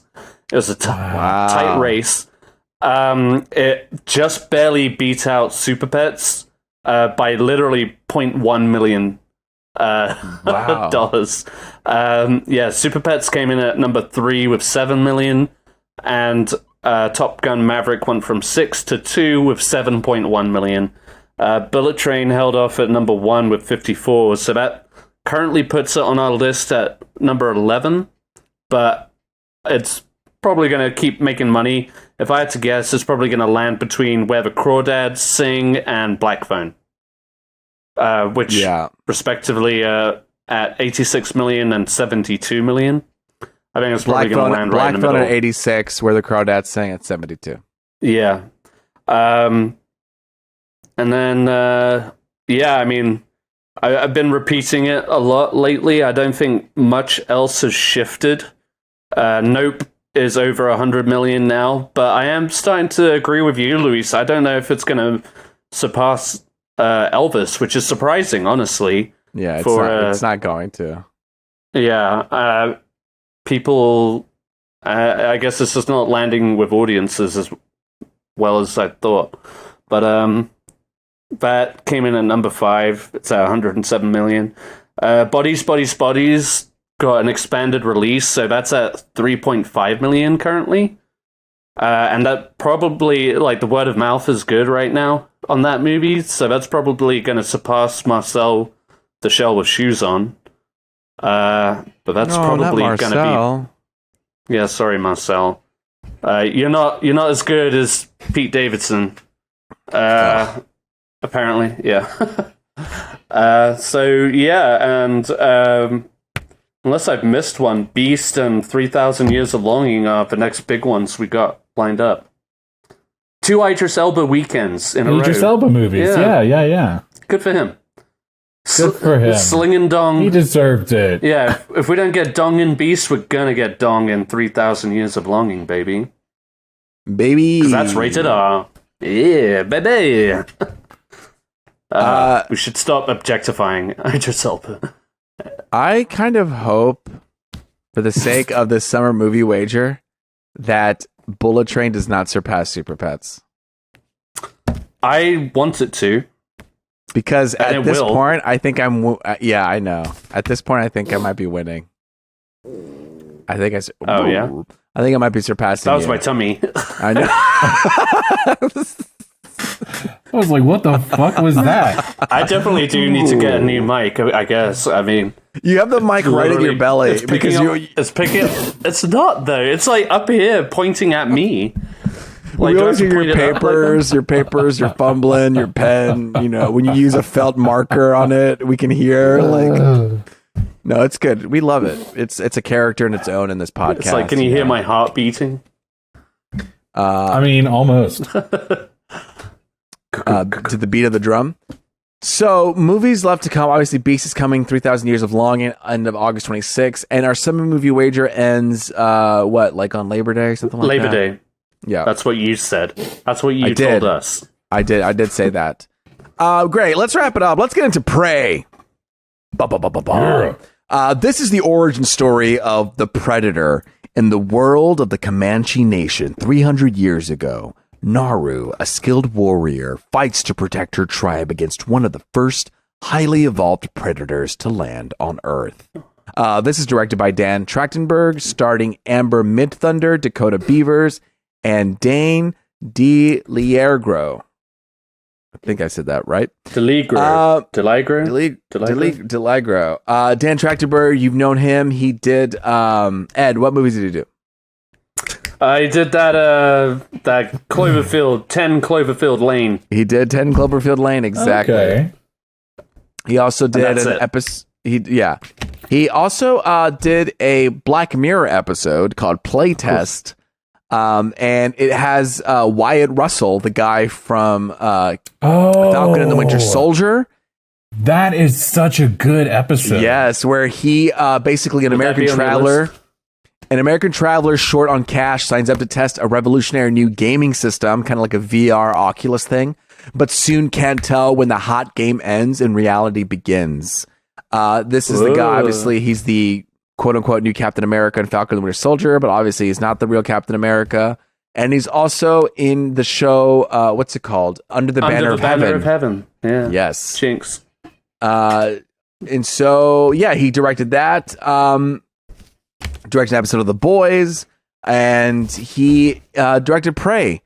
Let's talk about it. I mean, with thoughts. What are you thinking? I mean, thoughts. First off, such a hot movie for Hulu. I could not believe when they said that this movie was going to go to Hulu. I was like, oh, okay. You know what I mean? And like I said, I have Hulu with ads. So I was like, oh my God, I'm going to have to watch this movie. And there's going to be ads like every 30 seconds. Because I think they were like, no, this is going to be a big one for us. They did a really good job of just putting the ads right at the front of the movie. Nice. And then it played all the way through. But I have noticed, like, I watched Predator 2 with Danny Glover today. A little bit of that. You did? Yeah, sorry, just a I little got bit. Excited about it because I know you like very that. much. Sorry, but they were putting ads throughout that movie. It was like every few scenes or whatever they would throw in an ad break. So I was happy that this movie that is so hot right now. I didn't have to sit through about 9 million ads to see it. I thought it was good. I think this was like one of the. I think it was really good that they, for the most part, were like not. I don't know if they were like on location, but it felt like a real set. You know what I mean? Like they were in the trees, they were in the grass, they were in the tents or whatever. And then the predator was like basically all CGI, like mocap or whatever. Was it? No, I don't know. I think it was. It looked CGI. It looked CGI. I think it might have been a mix because there were some practical elements to it. Oh, like when he's like camouflage, like that is CGI. So I thought that was I could see how they were like saving money on this by like not utilizing the full Predator look through like the first act and a half. That's just how they've always done it, I guess. A lot of Predator tropes in this one. Whoa, weird. What could you look at? What? In a Predator movie? Fuck. No way. But it worked, is what I was saying. Like it felt, fresh enough, a new idea. I think most people have really just kind of agreed that, just put a Predator like in any timeline and we'll watch it, or not. No, I think, the Predator had like some rough, movies that have come out recently, and to have like a refresher that really grounded it a bit and didn't rely on, too big of a blockbuster trope and just got to, appreciate the silence of things and to just appreciate the vision. I think one of the things I really liked as I started watching, I was like, man, this is a pretty movie, Yeah. I kept thinking, I was like, this is very, very pretty. And it was a moment where like, okay, they are prioritizing images really well. And who would have thunk it? Images are important for motion pictures. And sometimes I talked about this for, other content things. A lot of things you get a lot of mid shots. I say mid. I don't mean mid in the slang term right now. I mean mid in the sense where you have a mid shot where it's not like What does mid in the slang mean? What the Miguel, take it away. Didn't we talk about this? Mid is like it just like it means bad. You know what I mean? It's a negative context. If someone says something's mid, it's not good. It's like mediocre. You know what I mean? It's like mid tier. Yeah. Mediocre. It's like it's mid. You know, it's like okay, it's not that great. It's whatever. You know, it's mid. And so, but when I say mid here, I'm not saying it's bad. I'm saying that they're not using a lot of like mid shots where you're just getting two talking heads going back and forth and you're cutting between the two. You get like these very beautiful landscape shots. There's like shots of her walking through the village and it tells a lot of information. Even a lot of the action is, I don't know. There's a lot of tension that happens. I think he does such a good job with Cloverfield Lane that he brings that tension into this one as well. Even in the action sequences, you have a lot of directors who do a good job of not just performances, but sometimes maybe their action sequences aren't that very good. In this movie, I felt I was on the edge of my seat watching some of the stuff as she was kind of combating, even other animals who weren't prey or just like fellow people. It felt very dynamic. Some of the camera movements that were swinging back and forth. And I just loved how it all came together. It felt very quiet, but then intense at moments. And I think I talk about runtime a lot, okay, in this thing. And now I'm not against long movies. I want to clarify this, okay? I'm not against long movies. What I mean by runtime is that a plot of land, okay? You have a plot of land, and how are you going to build up that plot of land? If I have a shack, there's no reason why I need 40,000 square acre footage of land. That would be a waste. You know what I mean? You'd have to put so much shrubbery. You have to do all these things. You want a tight square footage. Cooking. Imagine cooking, Ed. You want to cook your noodles for 4 hours? No. Noodles only need to be cooked for, not 7 fresh minutes. Noodles. 7 minutes. Exactly. And sometimes movies overplay certain narrative points that don't need to be overplayed. They overcook them. You know what I mean? Okay. And here in this movie, it didn't overcook the time. It didn't overcook the stuff. The runtime was really nice and tight. Okay. This is what I mean by runtime. I love, I don't mind long movies, again, when you have enough elements that deserve to have some of that stuff to cook up. You know what I mean? When you have a lot of elements that need more real estate of time. But this was so simple because it was a story about her. And it's kind of like, I don't know. Like, it reminded me a little bit of Mad Max 2, where it was very simple and straightforward, but also, because it does that, it takes its time to really revel in some of that tension and to do it for well. The audience to really, exactly, to do it well. It makes me excited for the Predator universe again, or whatever it is. And obviously, spoiler alert, at the end of it, they kind of tease it that more predators are coming. Show up. Mm-hmm. But it does get me excited about Predator, and that's kind of my take on it. So I'm going to pass the baton to Ed. Yeah, I mean, I basically just kind of agree with everything you guys have said. I thought it was just like, it took its, I guess, well-worn storyline, and it did I cut out or something? Oh, no. Okay. And it just but it just did it well. Like, it was endearing character. Like, yes, we understood where she was at the time where this all took place, and I think they incorporated some fun elements to keep it moving, like with the settlers, the French. Yes. What do you call them? The like fur traders. Yeah, fur traders. Yeah. And that was a fun sequence. Everything built up to an interesting sequence that, yes, we have seen in different variations in the different Predator movies, but in a felt fresh way. And like those scenes where the Predator was actually taking on like natural predators, like the bear, like a coyote and a bear. Yeah, that was a good scene. Him facing off against the bear. She was in that moment. She wasn't the threat. She wasn't a predator to him.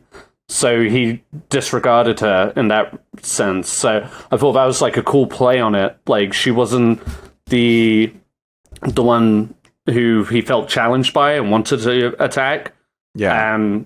But only at the right moment. And that build-up, that constant build-up, and all the while she's learning more and more about him or it. It was cool. Led to a bunch of cool sequences where the fur trappers, are in that kind of burned landscape, and they're trying to set a trap for the predator. Yeah. That was a cool sequence. I liked the inclusion of the shield.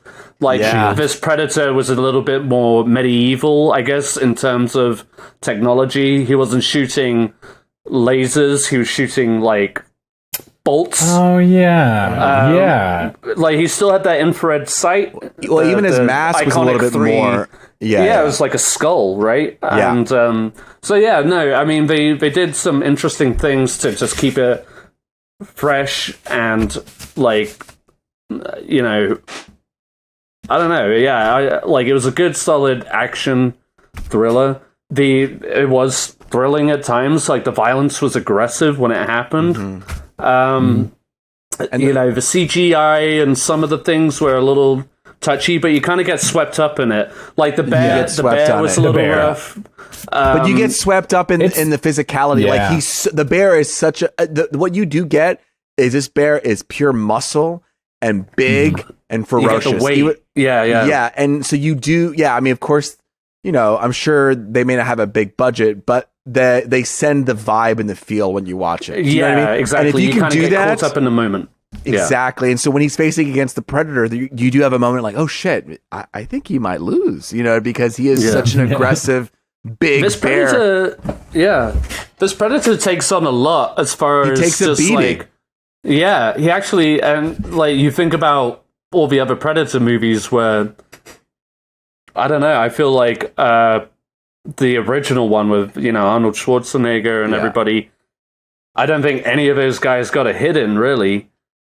But this one, he gets a little bitten by the coyote. He walks into multiple traps. He gets his arm cut off. He does get a little roughed up by the bear, but that kind of carnal victory dance that he does with each of his victims was pretty cool. It's funny because he doesn't even the snake. The snake. I forgot about the snake. That was I guess the intro into his thing. It's ooh, snakes. Fuck. It's funny. It's funny. He doesn't when he faced the French people, he introduced new weapons and new features that he had. He didn't right away when he faced the bear. Start using those cool, he didn't bring out the shield. He didn't bring out that throwing thing. He wanted to go face to face, mano a mano with this bear. Yeah. And he never leveled himself up until the opponent leveled up. Do you know what I mean? He wasn't in God mode the whole time. And I think that helped because every time he faced a new opponent, I was like, oh shit, how is he going to do this? I've seen him face up against the wolf. How is he going to do against the bear? I've seen him face up against the bear.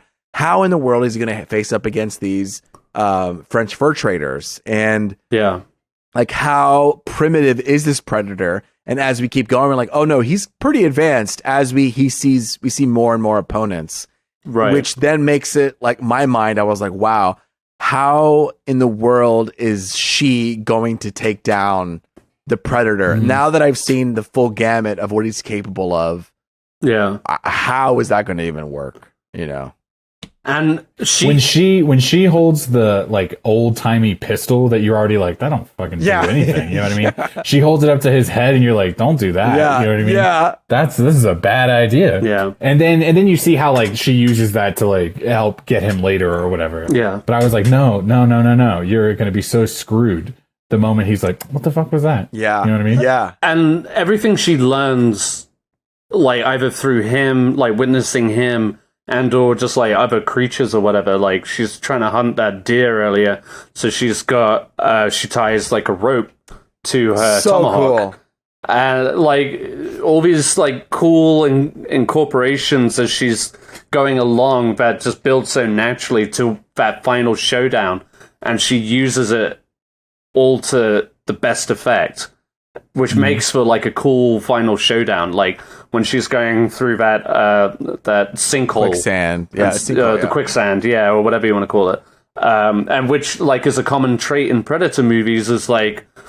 You cover yourself with mud. Yeah, you're covering that heat signature and stuff like that. It all comes into play, but it doesn't. They play with it a little bit to where, like, he falls into it, and then you realize, like, oh shit, she set up the skull from earlier to do that infrared shot at him.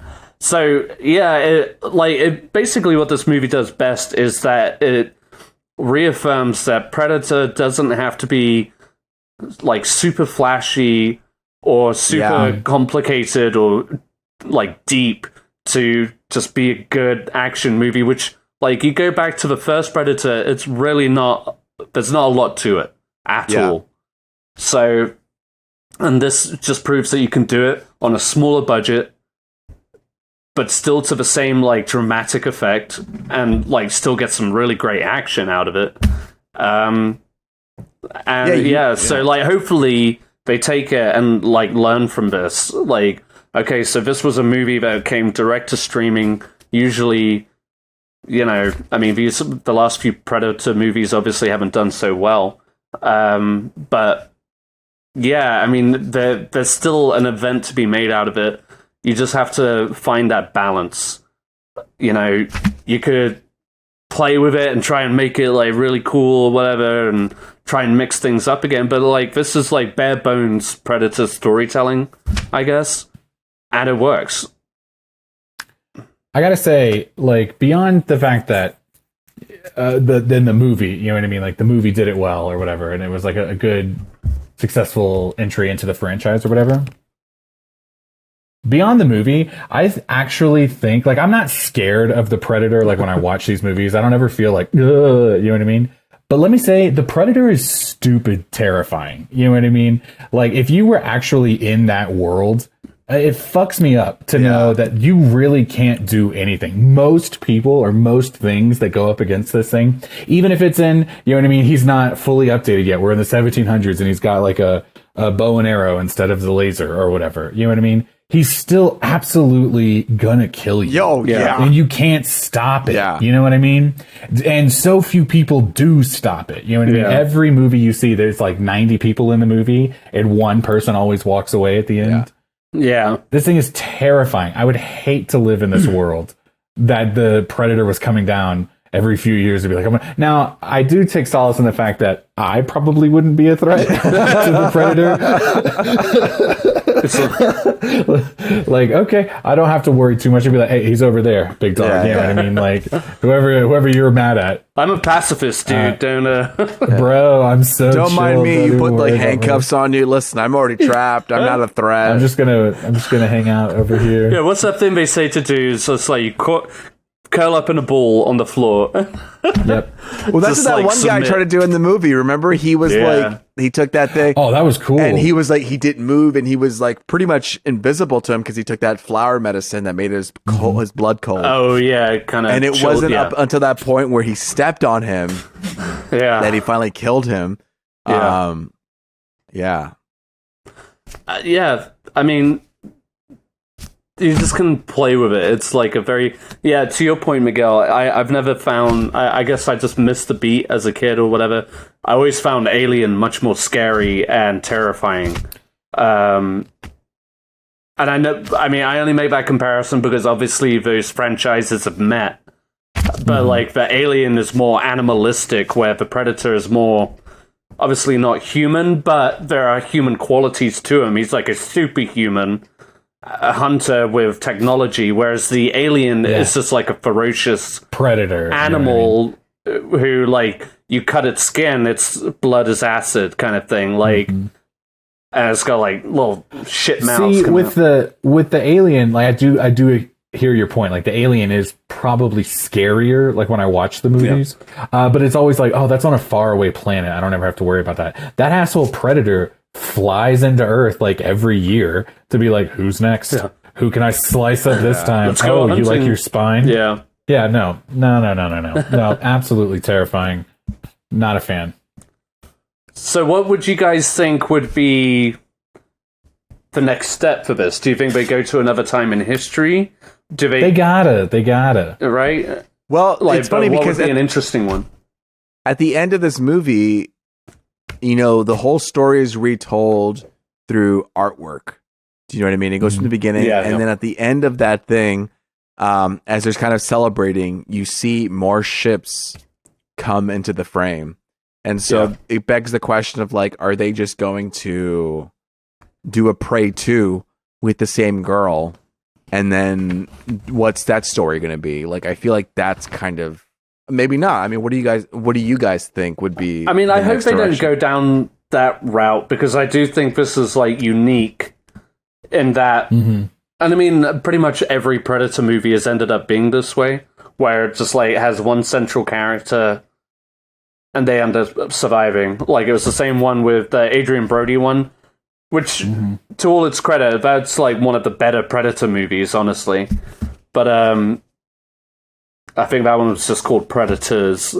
Yeah. And that's where, like, a bunch of, like, top-of-the-line killers from planet Earth were taken to a hunting ground planet to be killed off with, competing predators. But so even if they kept doing stuff like that, I mean, just like a new battleground, new characters, a new survival, and maybe just have like the Predator win. Absolutely. Just fuck it. Yeah. That last guy, he's dead. Yeah, like, but make it like an epic battle, but like, yeah. Set it in the future. You know what I mean? Set it in the future, make it gloomy and dark. We all die. Predator wins, takes over the planet. Bada boom, Yeah, I like it. My only hang up with like making more of these movies, and I was talking earlier about like you see, of course, you see a lot of the Predator tropes in this one, but it's like every movie they have to figure out he sees the heat vision. You know what I mean? They have to figure out, he's got these special weapons. He's invisible. He's invisible, now he's not. And it's just like how many, even if you take this Predator and you put him in a million different scenarios with different timelines, different characters, there's still the same like 8 beats you got him hit in every Predator movie. Yeah. You know what I mean? So it's just like, this one was good. This was a success. I liked this one, and it worked because it was on streaming. I didn't have to go anywhere to see it. I don't know. Do I need to see 3 more of these movies? No. Yeah. It's like how much are they going to milk this thing until it gets like forever? Yeah. Yeah. I do want to point out that this isn't the only. We've talked about Predator. We've talked about the second Predator, Predators, AVP Requiem, Prey.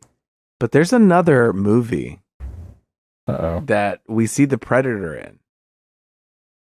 And it's a fan film made of Batman facing against the Predator and the aliens. It's called Batman. I forgot about this. The Batman Dead End. Batman Dead End. It's a fan film. I think it was Legions of Gotham made this thing. But yeah, it's just like Batman faces against the Joker, and then out of nowhere, the fucking Predator comes down, and it's Batman versus the Predator. And the alien. Yeah, no, I think he takes him down, right? Or and the alien, right? Yeah, that's right. Yeah. He takes him down, but in the end, it's like more Predators show up or some shit. And that's how they cut to credits. It's like, there's more.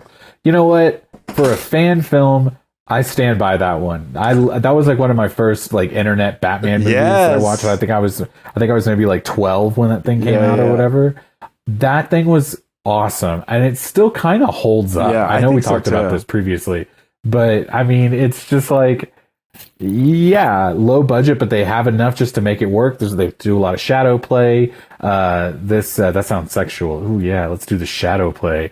No, I mean, it's cool because it's like putting. I take that back earlier. You know what I mean? put these characters in like genres that they don't belong in. Yeah. You know what I mean? Yeah. That's where they absolutely shine. Yeah, let me see people that should have no inkling that the Predator exists fight a Predator. Let's go, Batman. I want to see Robert Pattinson fight the Predator. Dude. That's what I want. But not as Batman, I mean as Robert Pattinson. Right, of course. He's coming out of his trailer or coming out of his home with the car. Paul Dano. You. Do it. Yeah, I know. There's a documentary I just found, Behind the Mask, the Batman Dead End story. It's a free doc, and it's an hour and a half about watch it. It's longer than the movie. Longer than the movie itself. But it's pretty cool. So I think that's the thing. So yeah, Prey. I like it. Recommend it. I probably would have seen it in theaters. But I think it would have played well in theaters. I think so too. Yeah, great. I don't know. Any more thoughts? I mean, we all just loved it. Would watch again and with a fun group. Yeah, that's all I got, man. I think we can just good job, Prey. We love you. We love I mean, you were good. You were adequate for a Predator movie. Love is strong, but I liked it. I had a great time. I wasn't mad that I watched it. Yeah. No, absolutely not. It was a fun, good ride. I mean, it's hard to get sometimes.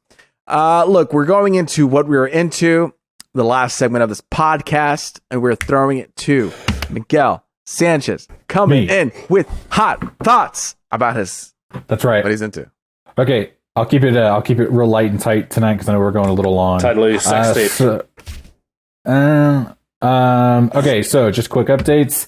I am flying through Stranger Things right now. I'm on season 3. I think maybe I'm about halfway through season 3. Damn. But I did finish season 2. I did have a couple of really quick thoughts. Do it. First off, I did not care for season 2. I know you said that. We had a text chain and you were not liking it.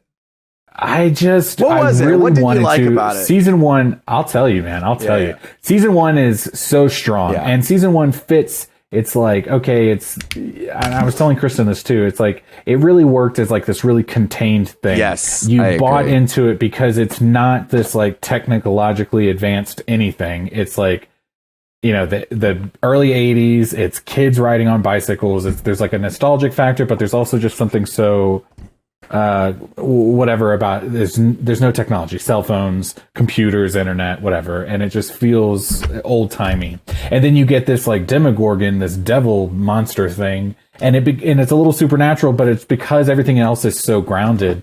It's so believable and it's so scary, and you've got this like government conspiracy and everything like that, and it's really a lot of fun. And then season 2 comes in and they're like, budget, you know what I mean? Like they're like, we can do things now, and it gets real syrupy at times and lots of green screens, which is like, it is what it is, but it's just like, what I loved about the first one is it felt like Hawkins was a real town. And now it's like every time, Will is constantly in the under. Oh, that was really my biggest complaint is it just felt like a rehash. You know what I mean? Like, I know they needed to bring this Will character in because he was kind of gone or back burnered through most of the first season. And so they were, okay, let's give him something to do. And I think that actor is phenomenal. Okay. I think he plays that character so well. I'm so invested into Will Byers, but at the same time, it's just like, okay, I was a little worried going into season 3 that, okay, here we go. We're going to just do more of the same. And season 3 is even more overly syrupy than the second one. It stays syrupy, but it gets, it goes to places. My question is about this, the Will Byer thing about him, because he is connected to the Upside Down, and that was the one where they had to they locked him in the shack, right? And and then they burn the devil out of him. They burn the devil out of him because it's interesting. I really want you to keep watching it because these things come into play. Do you know what I mean? I'm sure. Yeah. I know. And we're going to keep watching. I loved the trailer for season 3. I thought the season 3 trailer, I was hooked right away because I wasn't sure if we were going to keep watching or not. Yeah. And then they end with Dustin showing up at the ice cream shop to meet Steve. Oh. And the girl's like, how many children are you friends with? That's where they cut the trailer. Oh, that's the season. That's the scooper. Yeah, that's season 3. That's season 3. Yeah. And that's the one we're in currently. I love that. I love in season 2 when he's like, "You just need to stand up and be like, stop it." You know what I mean?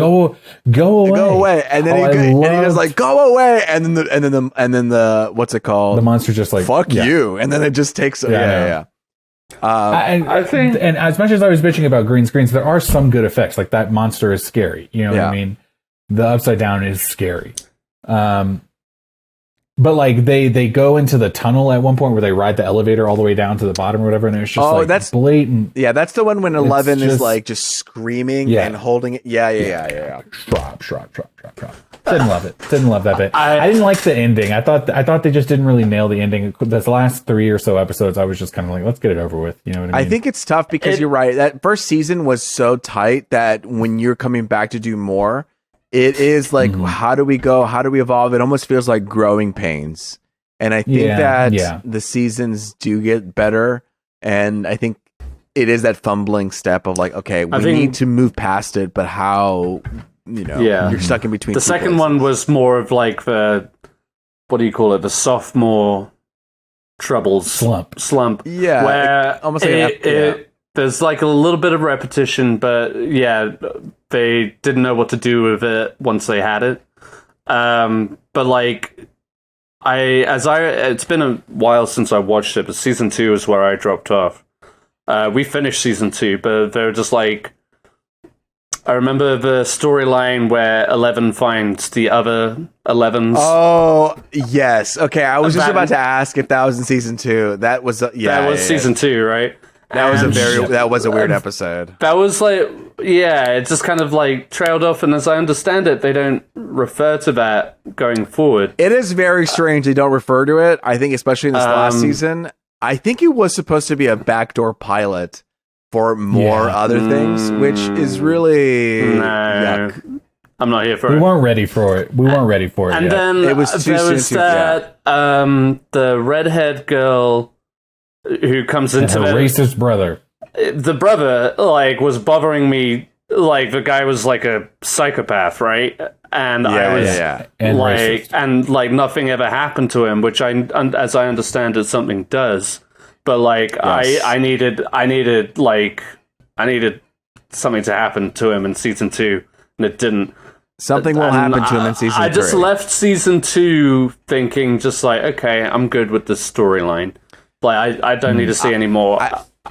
I understand and appreciate that the seasons since, especially this last one, have really like rocked the boat in a good way, and I'm intrigued definitely, but at this stage in the game, I'm probably going to wait until next season to jump on board.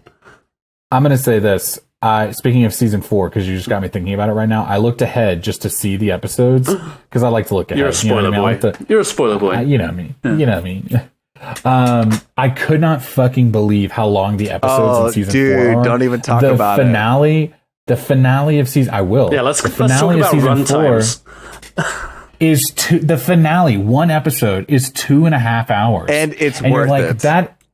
And I'm sure it is, but I'm just like blown away because we're doing like 1 or 2 episodes a night, and it's like by the time we get to that fucking season, I'm gonna be lucky if I get through like half an episode a week. So we were watching because this past season, they broke it up into 2 sections. The last 2 episodes were the last section of Stranger Things season 4, and so I think that last, I don't know what it was like 2 hours and 2 hours. It was really long runtime. I don't have it in front of me. But, me and Sarah were like, okay, we'll just watch 1 and then we'll go to bed, because they're both really long, like a 4-hour thing together. We finished the second to last episode. I'm like, fuck. We got to do it. And so we ended up watching both back to back as long as they were. And it definitely felt like they took advantage of the time because there were so many different storylines to it, so many like parties that you need to kind of give that time to cook, Ed. You need that time to cook it, each little piece. You're talking to me like I don't appreciate a fucking runtime. Yeah. I know you appreciate the runtime. I'm just saying, it doesn't have to all be 3 hours. If it's I never said it did. I'm gonna fight you. But I'm hoping we're already a few episodes into season 3. I'm hoping to have season 3 done here, maybe by the weekend. You know what I mean? We're having a really good time watching it. I know we're running a little bit long, so I'm just gonna quickly say what the other 2 things I've been into, but I'll talk more about it next week if we have a little more time. Ed, rustle that paper one more time while I'm talking. Sure, I don't know what you're talking about. Mad Men season 2. I finished that. I'm getting into it. I didn't think I was gonna want to keep watching at the end of Mad Men season 1 because it was kind of slow and boring. But here I am. I'm fucking hooked. I love it. We're already on season 3. Nice. Season 3 is where the guy gets his foot run over by a lawnmower. That shit blew my mind. In The Office. I'm also, yeah. I literally was like, oh my god. I mean, mouth on the floor. Couldn't believe it. It was the most shocking moment of the show thus far. Having a great time watching Mad Men. I'll keep you guys updated on that. Very quickly, I just started playing, because I got the PlayStation Plus subscription. I know I mentioned this previously. I just started playing Ghost of Tsushima. Yeah. Tsushima? Ghost of Tsushima. You guys familiar with this? Yeah, say it right. That's right. That's right. I was, this is a game that I've been really excited to play, but I wasn't sure if I was going to like it. You know what I mean? Yeah. It's got a lot of hype and I want to play it, but I wasn't sure where I was going to stand on it. I'm playing the director's cut version. It's wonderful. Oh, cool. The story itself, I was like, okay, this is where I think I'm going to really enjoy it. It's like a samurai epic. And not that I'm super into that genre or whatever, but I was just like, this is fun for a video game. Like I could see it work. Yeah. But the gameplay is awesome. Oh, cool. And it runs so great on the PS5. Like it's the sword play specifically, like you feel like every time they do those like flashy things where like the light, you know what I mean? The sword will fling, you know what I mean? You feel it in the controller. Ooh. And it's just like, dude, I feel like I'm fucking this guy right That's now. So cool. And I don't mean that, but you know what I mean? I'm having a great time. I'm only in the first act right now where you're still trying to kind of like get your bearings and everything, but it's a ton of fun. The gameplay is phenomenal. There's a few different story settings where you can like play in English, or you can play in Japanese, or you can play in black and white, all Japanese.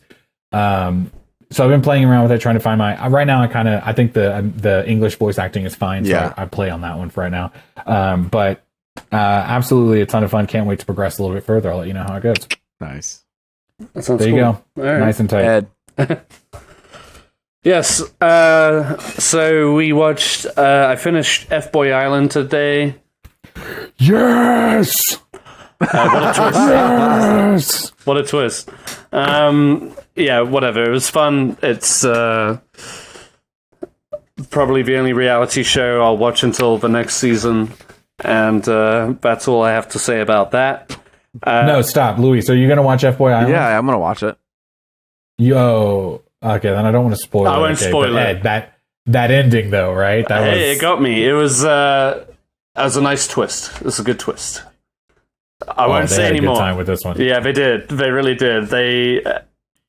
They honed in on everything that worked about the first season for sure. We'll have a bonus episode just about it if you want. We can bring in that surprise guest. Mike. Boom. So I finished that. Sarah and I watched The Lost City on Prime. Is it good? I want to see it. All right, then. No spoilers. Is it Sandra Bullock, right? I love Sandy. Yeah, Sandra Bullock, Brad Pitt, Daniel Radcliffe, and Channing Tatum. It's a very just like typical romantic adventure comedy all rolled into one. It feels like it knows what it is, but it does it well. Am I wrong? It knows what it does something. It's not well. Oh no! Not a fan. I'm a big fan of Sandra Bullock. I always got like a soft spot for her. I would say Brad Pitt has some of the better moments in this. There are some good laughs throughout. But overall, it's a little meandering and a little just like predictable. And some of the jokes hit. Again, like there's some chuckles throughout, but overall, towards the end, it just started feeling tedious and boring, to be frank. And because you just knew where it was going, it wasn't anything new.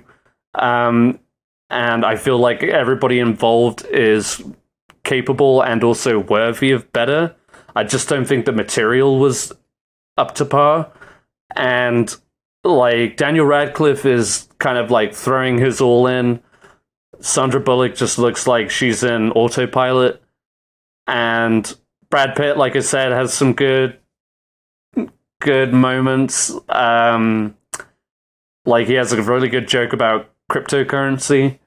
Channing Tatum again, he's also like in autopilot mode. I feel like he's done this role before and to better effect. Same with Sandra Bullock.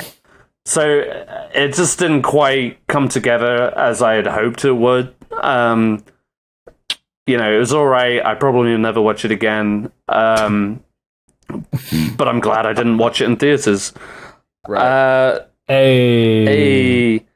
So, and that's on Prime if you do want to watch it. But and then me and Lily did watch a couple of episodes of I Am Groot, the new Disney Plus show about Groot of Guardians of the Galaxy fame. And these are just like a collection.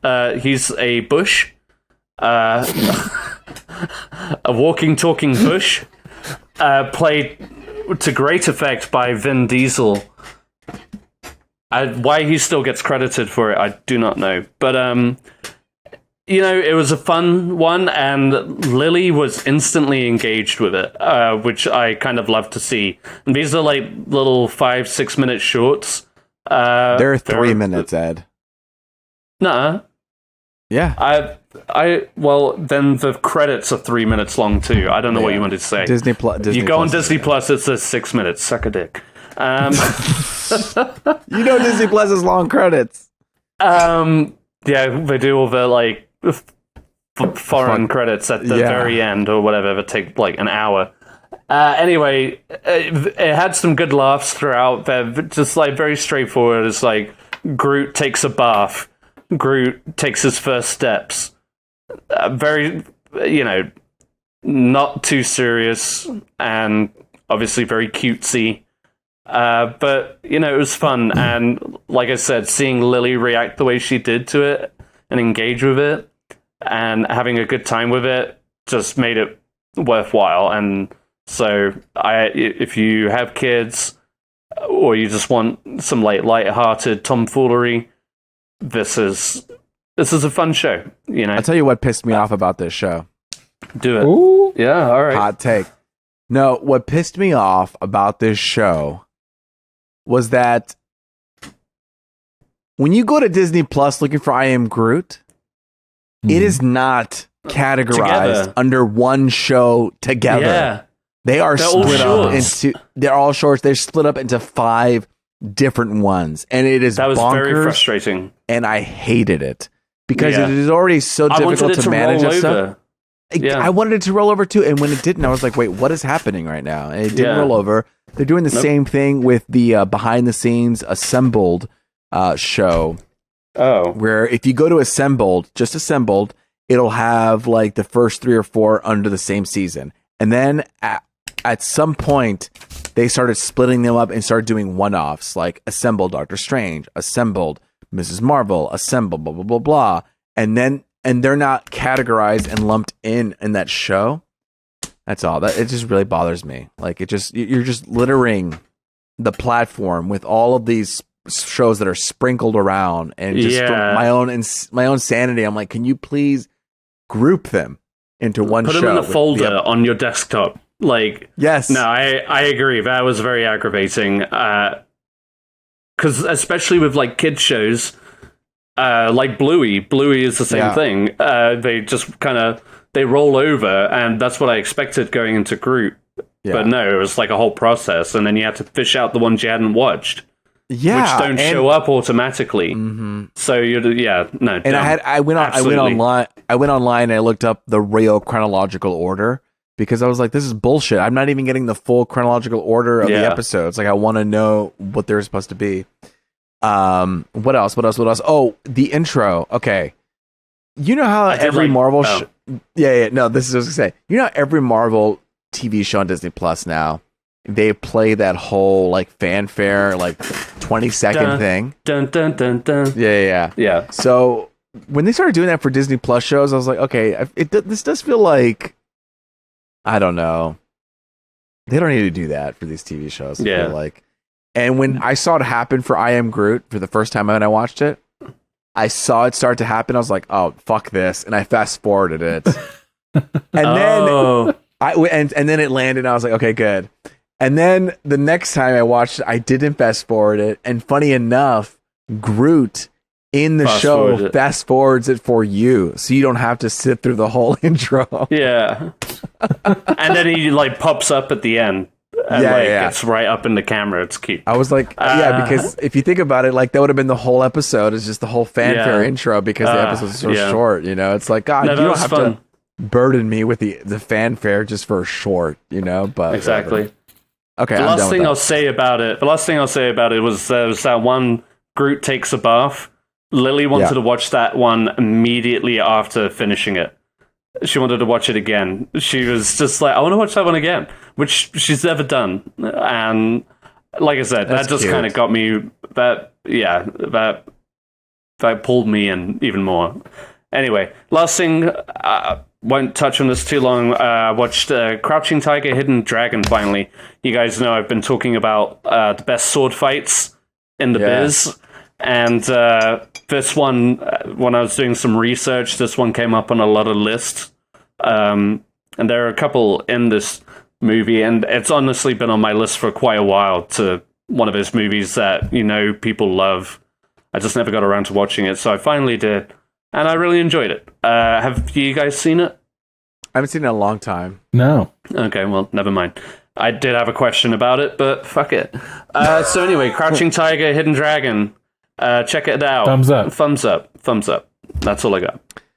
Here I am. My turn. Hello. The Rehearsal. I finally caught up on the Rehearsal. I am caught up on the Rehearsal. I believe there's one more episode left of the Rehearsal. Listen, the first episode got me hooked. Okay. And I was in it. So good. And then, because that was a 45-minute episode, and then the next episode was 29 minutes. And I was like, wait, why is this episode so short? And then I began to realize, spoiler alert, also, I looked at the thumbnail image of Nathan Fielder, and I was like, I don't understand this thumbnail. Like, how does this make any sense for the Rehearsal? He's trying to get people to confront things. I don't get it. And then, obviously, by the end of episode 2, I begin to realize that he himself has put himself into the Rehearsal, where he is trying to figure out if he wants to have a kid in his life. And so it all started coming into play, and I realized, this rehearsal is going to be playing throughout the whole season, and then we're going to have these other rehearsals throughout. Yeah. And then it got to a point where that started to drop off, and now this is the only rehearsal of the whole thing. Because he gets so invested in it. He even says that at one point, and there will be no more rehearsals. It is just this one or it's just this one of it. And look, it's so funny because there's that moment when he has that kid, and he's like, can we just go back to him being younger? And it's just like, it's funny because I'm sure that's how a lot of dads feel, where it's like, I lost a lot of time with my kid. I wish I could just go back in time and be with the kid. What are my thoughts? I think it's really funny, but Are you all caught up? I am caught up, but I do wish that I got to see more rehearsals from other people. But I will also say I love that he's throwing this, like he's going balls to the wall with this, even though it's kind of failing as it's going, you know? Because the girl he even acknowledges they don't get along. Yeah, even he acknowledges it, like, oh, this is like not turning out well. But I also admire that, you know. I admire someone just like really going for the fences for this. If there is a season 2, he's given like HBO gave him this budget to do all of this shit, and he's like, he'll go to the bar that he created in a giant warehouse to go like unwind after a day. Yeah. Because that's just how like fucking meta Nathan Fielder is. It's pretty brilliant the whole way through.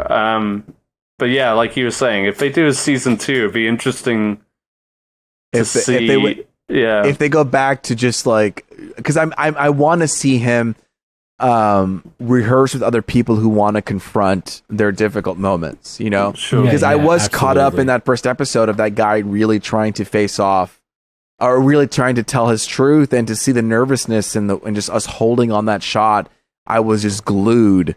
And so if we can have more of that, that'd be really cool. But I'm also excited to see how this rabbit hole, how far down this rabbit hole we go. Like his acting class that he started. Yes. Was to get like even more clarity on things, only to go deeper into that, like with that one guy who worked at a thing who wasn't quite making the mark. Thomas, thank you. I mean, just to give you, make it worthwhile for sure. Just to give you an idea, obviously the rehearsal, people have to confront their difficulties, and so what they do is they rehearse it with fake actors. But the thing is he needed new actors to do that, so he started an acting class called the Fielder Method, and he was teaching actors how the Fielder Method worked, but he wasn't sure how well the class was going. So then he restaged the whole thing, and he placed himself as one of the actors. And then deeper and deeper he goes, he started embodying the actor's life, so much so that he was living in his apartment complex and living in his room. That was such a great reveal when he walks into that room for the first time, and it's like all these like Pokemon stuffed like animals plushies, or whatever just everywhere. Yeah, you're like, whoa, is this what this guy's doing? You know what I mean? I loved that bit, especially because when he gets dressed up as that guy, he's got this like look on his face, Nathan Fielder in general. You know what I mean? But then he gets in this costume where he's wearing this like red wig and wearing the same clothes that this guy's wearing. And he's got these eyes, and they're almost just like these dead eyes. And you're like, don't look at me. I'm so uncomfortable right now. But no, sorry, go ahead. No, I'm just excited for that. And we'll talk about it when the season finale comes, which will be soon. I really want you to watch Nathan For You. So I actually watched the Dumb Starbucks episode. Yes. And what's really funny about the Dumb Starbucks episode is that he also hijacked that idea. And he was like, you know what? This idea technically was for you, but now that you're not doing anything, you're not really leaning into it, I'm just going to take it for myself. Which is kind of what he's doing for this rehearsal as well. So I don't know. I'm excited to see more Nathan For You because of this show. And it's exciting. I'm excited to come at it with like not seeing it and getting more content. You were talking about being kind of like so engaged in that first episode. While I did not care for the parenthood storyline that they ended up running with for most of the season, I loved the episode when he confronted her about like, well, I want to raise him Jewish too. Yes. And how she was so anti that. And it was just like every time she was presented with like that opportunity, she just shot it down. It's really hard. I mean, it's really hard because for her, that was her rehearsal to like, she wanted to raise a child Christian, and to come in to say, hey, I want to raise a child Jewish. She's like, wait, what's going on here? This was supposed to be for me. Yeah. And now you're kind of like changing the kid. You're making him younger. I wanted to get to 18. I really see no end in sight. I know she's a kid. I kind of feel for her in that sense where like this was supposed to be made for her, but then it did feel like a little hijacked. But she also wasn't taking advantage of the rehearsal. You watch playback of her. She was just like fucking around in the background, not taking it seriously. Except for the ultra religious parts. Yeah. You know what I mean? Yeah. When she was like, that's satanic. And he was like, can you just give me like a list of things that are satanic? Satanic rituals. Yeah, he was, you could see him getting frustrated at that. You know what I mean? Yeah, it's real tense. You can imagine being like, "Ooh, I don't want to be in this room anymore." You know what I mean? What choked me up in that the episodes with the kids though is when he started playing that like rebellious teen. Yeah, and then he comes in and then he's like overdosed or whatever, and Nathan's like sobbing, which was kind of comical because it sounds so bad, but it was a good moment. It was well played. And then the next time you see him, he's like at the playground and then decided, we are going to turn the thing back. And he goes into the slide and then a little boy comes out, which is hilarious. But at the same time, I'm not going to lie, like I was choked up in that moment because I was like, wow, like turning back time to relive these days. You know what I mean? That fly by you before you even realize they're gone. It was kind of powerful, yeah. And I think that's what's great about these episodes is there's these poignant moments that really hit. Totally. Thumbs up. Yeah, no, well said. And then Elvis. I watched Elvis recently. I finally we rented it. I watched it. I'll say that the second half of the movies, I fell more in love with it than possibly the first half. I think the first half is like pretty flamboyant and big and like loud, and I love it for it. But I think I really started liking the movie when we got into the second half, and we started dealing with a lot of the trouble and problems of Elvis. I never realized how much shit he went through, or like how much this Tom Hanks character had over him. And if you haven't seen Elvis, the story is narrated by, I would say, like the villain of the movie, and he's the one who's kind of telling the story. And Tom Hanks plays a villainous character. He's the manager of Elvis, and he just totally like takes control of his life and dictates what he does. And it's really sad. And, I teared up at the end, and it makes me sad that Elvis didn't get to live to his full potential there at the end. Yeah. But it was a powerful ending for sure. A powerful ending. And I know people were talking about Austin Butler before the movie came out. Like, oh, I'm not sure. But honestly, trailer and even after this movie, he killed it. He nails it. He did such a good job. And I think I heard somewhere like now he even is having difficulty finding his own voice back because he spent 3 years diving deep into Elvis, like watching everything, consuming everything, not locking down this voice. And he just embodied it so much that it wasn't a character on screen. When he had these serious moments, it felt natural. And the voice is a kind of a unique voice. You know what I mean? Yeah. Like trying to pull an Elvis impersonation. And it felt very natural when he was doing it. And it was just a good, dramatic story that pulled me there at the end. I mean, Ed, you've seen Elvis, so I don't know if you have any additional thoughts. No, I agree. I love it. It's honestly one of those movies that has stuck with me since seeing it. Been listening to a couple of podcasts about it with interviews with Baz Luhrmann and Austin Butler. There's a lot of sincerity behind the making of this, and what they do such a good job of is just recreating the icon that was Elvis. Like what the movie does so well is just putting you in the shoes of the audience back then, and just like getting swept off with the music. Like the music is so, I mean, it just, like I remember when we saw it in theaters, I was like tapping like my foot or like my thigh as it was going on, and you just like really get into it. Like it really kind of sweeps you up in the best way that Baz Luhrmann only knows how. And I mean, I agree. I think it does a good job. I mean, to your point about the two halves, it's like the first half is just like kind of like constant and like, I don't know. It speeds through where I'm fast. Like, it's like, wait, what's happening? Wait, why is that happening? Wait, why is the senator going against him? Why isn't he allowed to shake his booty? Why isn't he allowed to do that? Like, wait, where are we going? America is I know, the answer. But it was going so fast that I was losing track. And there was that moment when he performs for the first time and all the girls freak out. That was a great moment. Funny. Yeah. But for me, like, that is very tonally like, I don't know. That was the most character-y part of the whole movie. I don't know if you felt that way. But I wasn't mad about it. Because it seemed a little sticky. Yeah, but I wasn't mad about it. I know what they were trying to do. Yeah. It just seemed like... Well, I think it just like this quick turn where all the girls were really freaking out. You when you see that, like,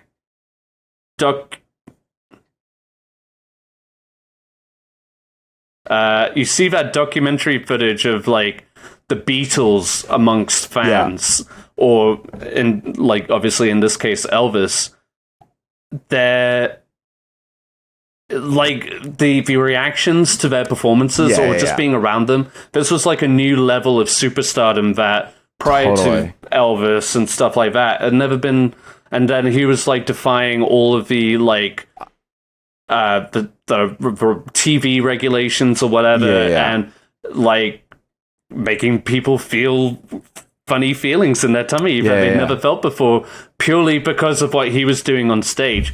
And I think it captures that so well. Like, whether, like, totally. You know, obviously there's like movie magic and embellishments along the way. But I mean, like I said, this movie like really hung with me. I really hope that Austin Butler is in the Oscar talks later in the year and the awards season. Like, he has to be.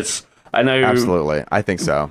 Biopics are like a sure thing, but also definitely overdone. But like, he really like captures that totally like icon and just everything that Elvis was. So I'm glad you enjoyed it.